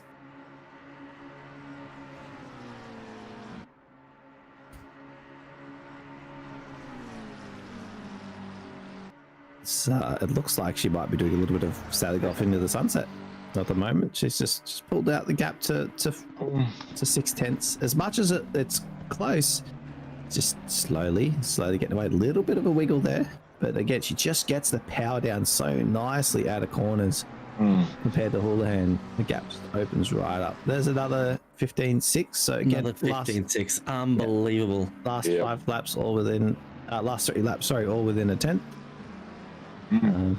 It's just what you expect from a top split driver like her. Just unbelievably quick lap times, and all within a second, or within a 10th of a second. This is a challenging lap, and it's also hard to put a lap together. Houlihan actually went faster than his fastest lap, but lost 3/10 and also had the draft help. So he's done a little cut somewhere and also had draft and still not been able to go as quick as Pip out in front. I like Peach's comment there. Respect her authority. Yeah. That's it. That's Watching the master at work. Watching the master at work. And saying they're still holding well onto P4. It's holding onto this battle pack, and you know, out over 3 seconds to Samuel. He's doing really well holding onto these guys. Yeah, he sure has. It's got a very interesting livery too. So we drop back to Samuel, Shady Samuel, who's had a bit of a shocker last lap, over a second, or about a second off his fastest lap, 16.9, which is quite a lot slower than that front pack. He's only 3 seconds off Sang in front, so obviously made a little bit of a mistake. And Morello's actually pulled in this gap a little bit too. So, man, it's actually really quite close between a lot of these cars. That Gallo's looking pretty pacey as well, but everyone's just sort of evenly spread now, as Paquita's pulled out over a second now. So she has just left them for dead. We'll see what happens in this next round of pit stops. So yeah, Peach is just pointing out that Shady dominated split red last night, which really shows you the quality of the field. Shady and P5, and there's 4 people that seem to be just driving away. Is Zach Smith? Zach Smith in the pits, and Samuel. And did Samuel hit the wall? No, just bowled around as they came in. Just a figment of your imagination. It's always a hard one. The way that camera views, I think there must be a bit of a bump in the road there too as it comes around, and it looks like everyone that I've seen as come into around that corner into the pits, like, oh, they've hit, and it's like, oh, there must be just the bumps. Yeah, we've got 4 pit stops. Sweet, Yellow, Samuel, and Smith. Good jump out the front, and again Pip does another 15.6.4. So you could another one. Yeah, you might as well just delete the first bit. It's going to be a 2:15, and it's going to be a 6, and it's going to be something. So there's 4 laps in a row, all within a 10th of each other. This is why she is where she is, leading the championship. It's so much faster than everyone. That's it. You just look at her lap times, and you don't even, as you said, you don't even have to look at the seconds. You can just go like, it's a 6, it's a 7, it's a 6, it's a 7. And a reminder, it's a 6. She's running a very fast setup, which is not easy to drive on one of the hardest tracks in the world. You know, like that is very amazing. You know, superior, mate. It's just superior. Superior, yeah. They shouldn't be too far off the next round of pits for these guys. It'll be interesting to see how well they can make it to the center of the square. Well, that's it. Who's going to blink first? And I think they're just waiting, like, for one person to pit, so they can do the overcut on them, or just patiently waiting, you know. But never know, they could be running out of fuel very, very soon, as Pip taking a lot of speed through the first part of the chicane there. Yeah, let's see if she does another 16.6. Yep, 16.6.8. oh, sorry. No, Oh, it's a 16. actually, Oh, yeah, that's 16. Yeah, never mind. much 16, slower. wrong. Nah, much slower. This is a huge in the race. No, it's not. Yeah, that's why she didn't pull out 3 or 4 tenths in that lap. The tyres might be getting a little bit old though towards the end of the stint here. And Houlihan actually is trying to hang out there as well. The 16, yeah, it was a 16.08. Yeah. 16.08 plays a 16.2, so Houlihan's just gonna have to pick up the pace just that little bit to, you know, try and put a challenge to Pip here. Yeah. I will see if Sang could get the undercut on Smith. Oh, overcut, sorry, because Smith pitted a lap earlier than Sang did. And well, where's that going to pull him out? Smith's still ages away from crossing the line, so won't see that for a bit. Again, Smith's on his out lap. It'll be interesting to see the overspeed that Smith will have on Sang, as Sang will have the advantage coming out of the pits. However, Smith will have the absolute run of dreams coming into Lake Com. Is that an Easter egg in the middle of his bonnet as well? It looks like if you look That's from the logo. the logo for something. Yeah, but like, look just above the ABR. What is that? Yeah, What is that? it's a Simagic GT3 Cup. Okay. Oh, right. That's the Yeah. pickup. Yeah. As we see Sang just exiting the pits right now. Just going through, and Smith Oh, comfortably yeah, got out. got out ahead of Sang there. Relatively the same gaps to how they were before, so it's just, yeah, just as they are. All hands in the pits. As Houlihan does Bakita goes indeed through one blink more. first. It's actually, there's a long stint by Pip. She's going to be coming in at about the 13-minute mark. So, yeah, very extended run. Not wanting to be overcut. Exactly. 16.8 washed from Beach there. Yeah. But yeah, no one around. She's just gonna open up and look for a 15 here. I reckon she's gonna look for a 15. Yeah, but she's got to get her tyres warm for this first one, and this one's going to show up as a 3-minute something. She's pitted. Oh, I don't think so. Yeah, no, She's not pitted. She So has not she's pitted. going to have. Yeah. She's going to have the in lap of dreams, and then yeah, just get those tires up to temp as quick as she can. Yeah. Excuse my brain farts. It's been a long season. It's been a long season. It most certainly has. But this is absolutely fantastic. I actually really like a livery. I haven't talked much about a livery, but I like it. It's clean. It's very clean. It's it's hectic but clean, if that makes sense. Like I like the shapes and the design. It seems very modern. Yeah, I like I really like how it's the slotted lines go in. It almost reminds me of how carbon fiber is, like the natural like the lines that carbon fiber takes. Yeah, for sure. So, Zach, let's zoom in. Here we go. Will he get the jump on Houlihan? Houlihan looks like he's miles ahead. They might have been more time. No, it's going to be close, so it's going to be really tough by the time they get to the corner.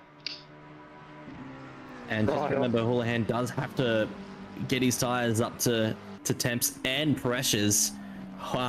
Smith maybe just over a second behind, so yeah, Houlihan's gonna have to hurry up, otherwise he's going to have Smith right at the back of him as Pip now dives into the pits as we expected, doing a 1-lap overcut on Houlihan there. Yeah, and I'd say she did a pretty quick lap time with a 23 flat. It's an in lap because she had to go slowly through the pit lane as she crosses the line. Yep. I'd be happy with a 23 flat. No,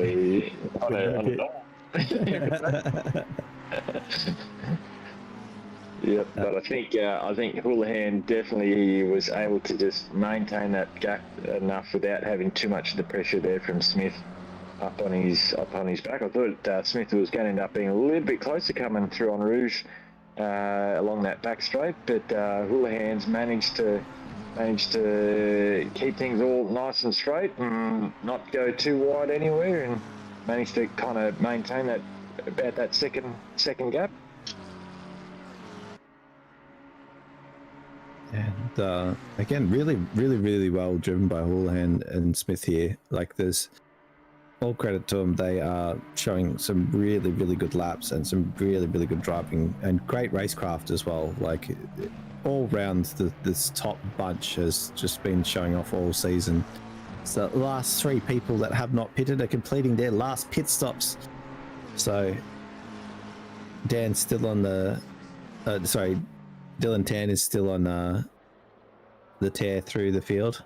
That's what we call it. That's it. Well, looks like Tan has gone into the pits. Oh, so... Kale gets a drive through. There he goes.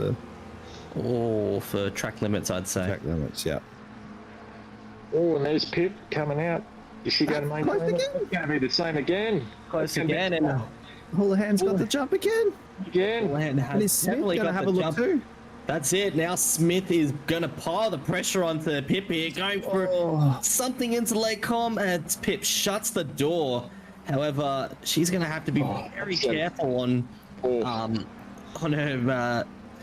her cold tires, cold brakes. I'm surprised that she got it pulled up that nicely going into Lake Com there with those cold brakes. But yeah, Smith really needs to make the advantage of these warm tires right here, right now. It's crazy how that's the same repeat of the last set of pits. Houlihan, Bakita, and then Smith. Wow. She's only got about 4 laps to do it as well. So, because there's only 10 minutes left, she's left a pit so late. So she has to pull out her fastest laps again, which she has proven time and time again she can do. Hopefully she's got enough speed tokens if she makes a little bit of a mistake and runs wide. Because we don't want to see her getting penalties. We did see someone get a drive through, but they have they're disconnected now. They're disconnected. Yeah, that was Kale. Kale is disconnected, unfortunately. Yeah, although again, I think that would have been adjusted to 30 seconds, but I'm surprised they just said, stuff it. I'm out. Well, I will say, with the cars that are on track now, Houlihan will have to defend for his absolute life as Pip will be charging him down with just under 10 minutes to go. As we see Smith putting everything on the line there, not leaving an inch going into that first part of the chicane, and Smith definitely piling on the pressure, you know, being a bit of a rear gunner to Houlihan right now. I wonder if they're running a different setup to Pip, like the ABR boys, because they seem to just eat her under brakes, but she really gets the power down super nice. And it's like they're driving different cars, even though they are the same car. I can almost bet they're definitely running different setups with how different they look at different parts of the corner. Yeah, Most definitely running the lowest wing out of everyone, you know, just because she can. Yeah, look at that. Even in the draft, he's barely catching her. really. Which is probably why she did such an easy job over Houlihan when she was getting into his draft, when she ended up overtaking him. Yeah. The last time round. She has DRS when the others don't. Exactly, running on a legal wing. It's only there in looks, it's not actually there.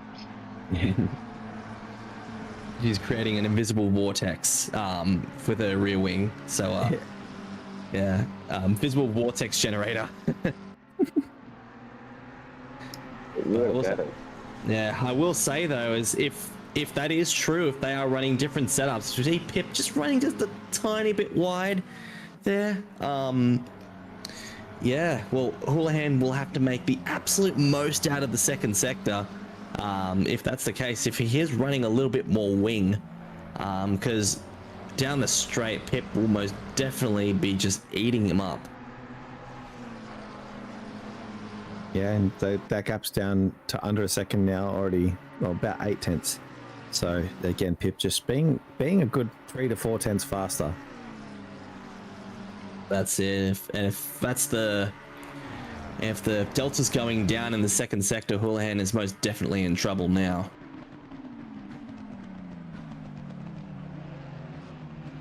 And again, Sang's still 2 seconds behind them. That's some serious pace. I can't get over how close they are still. You know, we're 53 minutes into this race, so that's 7 minutes left, and they're all within a few tenths of each other. It's crazy. Tell you what, it's very, very timely as Houlihan puts his personal best lap that lap, but obviously Bakita's still holding the fastest lap, but Houlihan producing his fastest laps right now. Yeah. Great time to put out a fast one, as both very, very similar lap times. I didn't quite get Houlihan's lap time. I believe it was a 15.8 as well. So yeah, both putting out very similar lap times. So we see the delta. Houlihan has Over a second. Wow. over a second now. Made just a little bit of time through the first sector. Hold on to your hats, folks. 6 minutes to go. We are on for another grandstand finish. This is what Houlihan loves. This is why he does sim racing. These high pressure moments where he's got to put it all out there. If you've ever watched any of his content that he puts on his YouTube channel, he absolutely eats this stuff for breakfast. He loves when the pressure's on and he has to just pump out fast laps. So this is right in his wheelhouse, and he's proving it right now too. Again, pulling out absolutely everything, setting the fastest lap of his race in that last lap, with the fastest driver in the country breathing down his neck. Oh man, he's using all the track. Yeah, a bit, isn't he? Wow.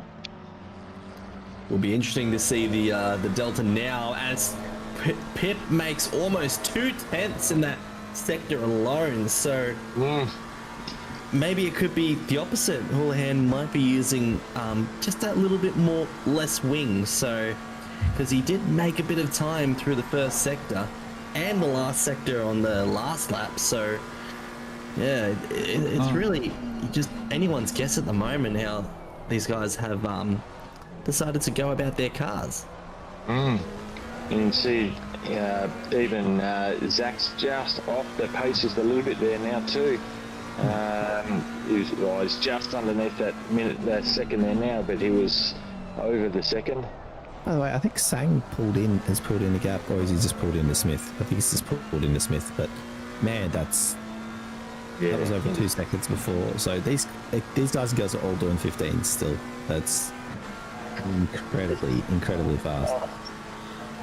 This late in the race is just that's incredible. Yeah.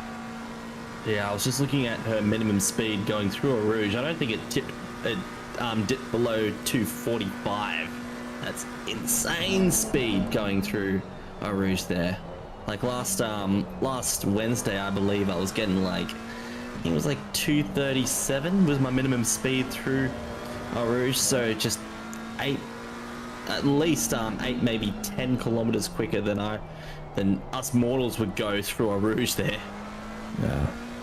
Yeah, it's hats off to them. Hey, it's perfecting their craft. It's Houlihan's driving near perfect at the moment, because it's still 0.9. He's just hanging on there. As I say, that he just ever so fractionally misses that first apex and the first left-hander there, but it didn't affect him too much, as Pip had a bit of a slide going on herself, just the tiniest one, really pointing the car the way she wants it to go.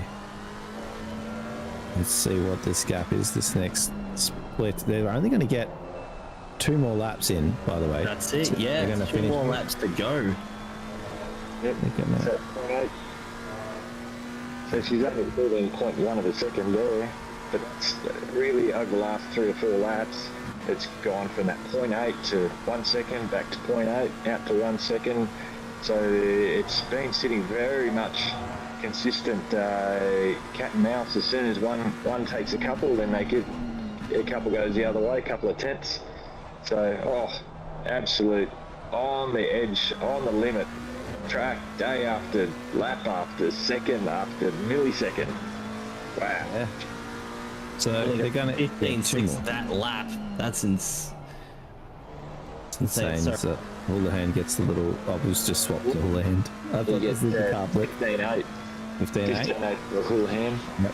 So again, only 0.04 of a second slower than his fastest lap.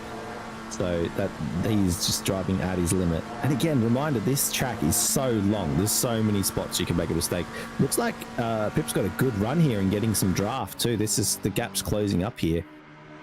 Yeah, Pip was a couple of hundredths faster. Look at that draft though. That's pulled it right in. There's 2 more tens down there. Oh, and he's run wide. Oh, big mistake. Oh, I was just about to say, it's going to come down to who's going to make the first mistake. And Houlihan has just shown a little chink in the armor there. It's about 3 or 4 tenths worth of a mistake. Pip's going to pounce now. Look out. Yeah, that's all Pip needs though. All Pip needs just a little sniff, and you know, you give an inch and she takes a mile. Yeah, this is but she's got to get it done. She's close enough to do it down. If she's smart, she'll keep it up for Eau Rouge. Yep. Just sit in there. She'll work the timing to know that that's when she'll sit back that half a second or that 0.3 of a second back, just far enough that she knows that she'll be able to get the jump on him coming down, probably through Eau Rouge or coming in towards the bus stop. Just enough to know that she'll get that draft, and then you're a passenger at that point. And a huge gain through the second sector there. She might, as you said, might have a go into the bus stop here, as after this they will have one more lap to go. Huge commitment through Blanchimont. Is Pip going to have a move here, or is she going to possibly wait until coming into Les Combes on the front straight? There's a huge run there. As Houlihan tries to shut the door, Pip is there though, as they come into La Source. A huge run for Pip here, gets the inside, and Houlihan's just gonna sweep it round the outside. They're gonna go side by side into Eau Rouge. Final lap of this race, and it looks like Pip is edging just a little bit ahead, and Houlihan is gonna sit in the wheel tracks. But here we go. Houlihan right on the rear bumper. Over the curb, both of them. Right over the curb. And Houlihan just has that draft now. Pip is going to have to defend for her absolute life. Houlihan with the huge run coming into Les Combes here. I have to take a breath. These two are absolutely hammer and tong here. Nikita just edging out ahead. And it looks like she might have this one wrapped up, but you know, never say never. It ain't over till the fat lady sings. Oh, this is insane how well they're driving there. That was just right on the edge. Both drivers pushing the absolute limits of their car with the fresh tires. There's Zach Smith in the background going wide as well, because he's got a sniff. That battle cost him a couple of seconds, about a full second, so he feels like he's somewhat nearby. He does need to be close enough if it turns pear-shaped for them. But again, Pip driving an absolute perfect midfield section here and pulling out a bit of a gap, pulling it out to 2 tenths. Again, it doesn't seem like much, but it's absolutely heaps at this level. And she's just been so good through this second sector. We'll see the splits, and yeah, it looks like she's just pulled a massive gap. She's pulled almost 4 tenths through that sector alone. She has definitely got this one in the bag. You know, I don't see how I can curse her with one sector to go, but yeah, it looks like it's hers to lose. Yep, that's the master at it again. Wow. There we go. And last couple of corners now. Well deserved. Well deserved. And fantastic. As Tan's just slowing down so he can finish the race early. Yeah. Wow. And so, yeah, Pip taking the championship out in style. really good race by the AVR boys to give her a run for her money. Flash of the lights to say congratulations there from Zach Smith at P3. That was absolutely awesome. We're going to get some burnouts, I think. Yeah, we got some burnouts happening. I believe that was a huge tip in there from Hooley. So yeah, here's some everyone a donuts. show. Pip's doing some donuts just to show us off here.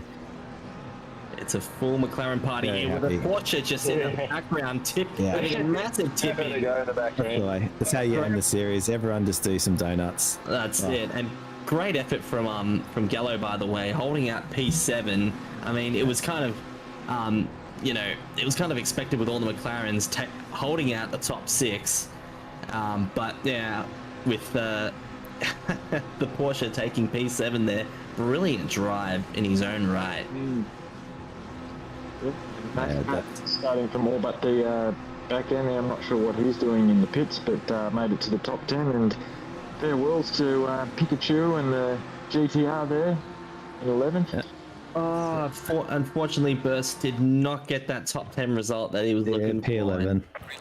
Just, Still a fantastic season by Burrs. It's really impressive to see in that GTR. He's currently P7 at the championship, so we'll see whether he finishes out after the end of this. Again, we won't have the results right now, but they will be posted in the Discord. And a big shout out to the stewards, the drivers, everyone that's put on this show. Glenn especially, who's been here every week, putting in lots of effort, upgrading PC parts, fixing internet, running multiple computers at the same time. A big shout out to everyone that's been in the comms over the few months it's been.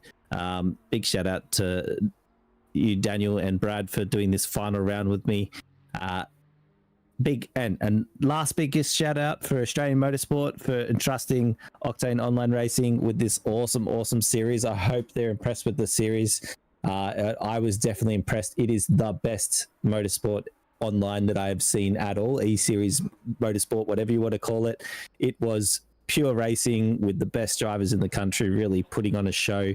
And I'm sure if this runs again next year, it's going to be even bigger and better. And a big shout out to Simagic for sponsoring this series. It has been absolutely awesome. And thank you to everyone in chat. Thank you so much for showing up week in, week out. Especially you, Dan, Jan, and Peach, everyone. Brad, do you have any last words?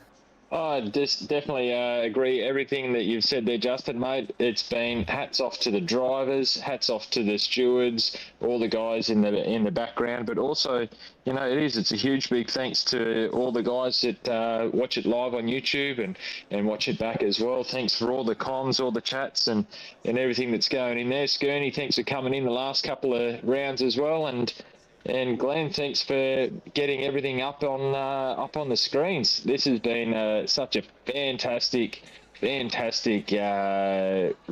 Been a great series. Some awesome racing up and down through the field, right from the top guys, right through the midfield, through the guys in battling towards the back end there as well. There's always battles. There's always great racing, and it's so good to watch and so good to be a part of. And Daniel, Scooney, do you have any words? Oh, absolutely. I'm just thankful for everyone for being so welcoming. These last 3 rounds, I believe, have been, have gone by like an absolute whirlwind. And it's been an absolute pleasure getting back in the commentary box again. I've covered a lot of other series before, but Octane has to be number one on the series that I've covered. There's been some absolutely insane racing from everyone involved. Hats off to the drivers. Hats off to the chat that comes in, week out, and obviously the guy behind the scenes, Glenn, who gave me this opportunity a couple of weeks ago to come in here and cover these races, putting a lot of faith in me, putting a lot of faith in, just putting on a show for all the guys here. And I've had an absolute ball. Hats off to Simagic, Motorsport Australia, and Octane for putting on a brilliant show here. It has been an absolute pleasure to cover. And don't forget, everyone at home, you can sign up for Octane Online Racing anytime you want. We're a very open community, no costs, nothing to be a part of it. You just get in here, have some fun. We've got rookie series, there's all sorts of things coming up soon. So over the next month, look for things to sign up to on the Discord. Check out the website, click all the links, buy Simagic gear, and support the cause as well using the links in the Discord. Big shout out again, like Scooney said there, to Simagic and Motorsport Australia. It has been such an awesome series. I will do the final sign off, and we'll see you all very, very soon. I'm sure of it. Goodbye for now.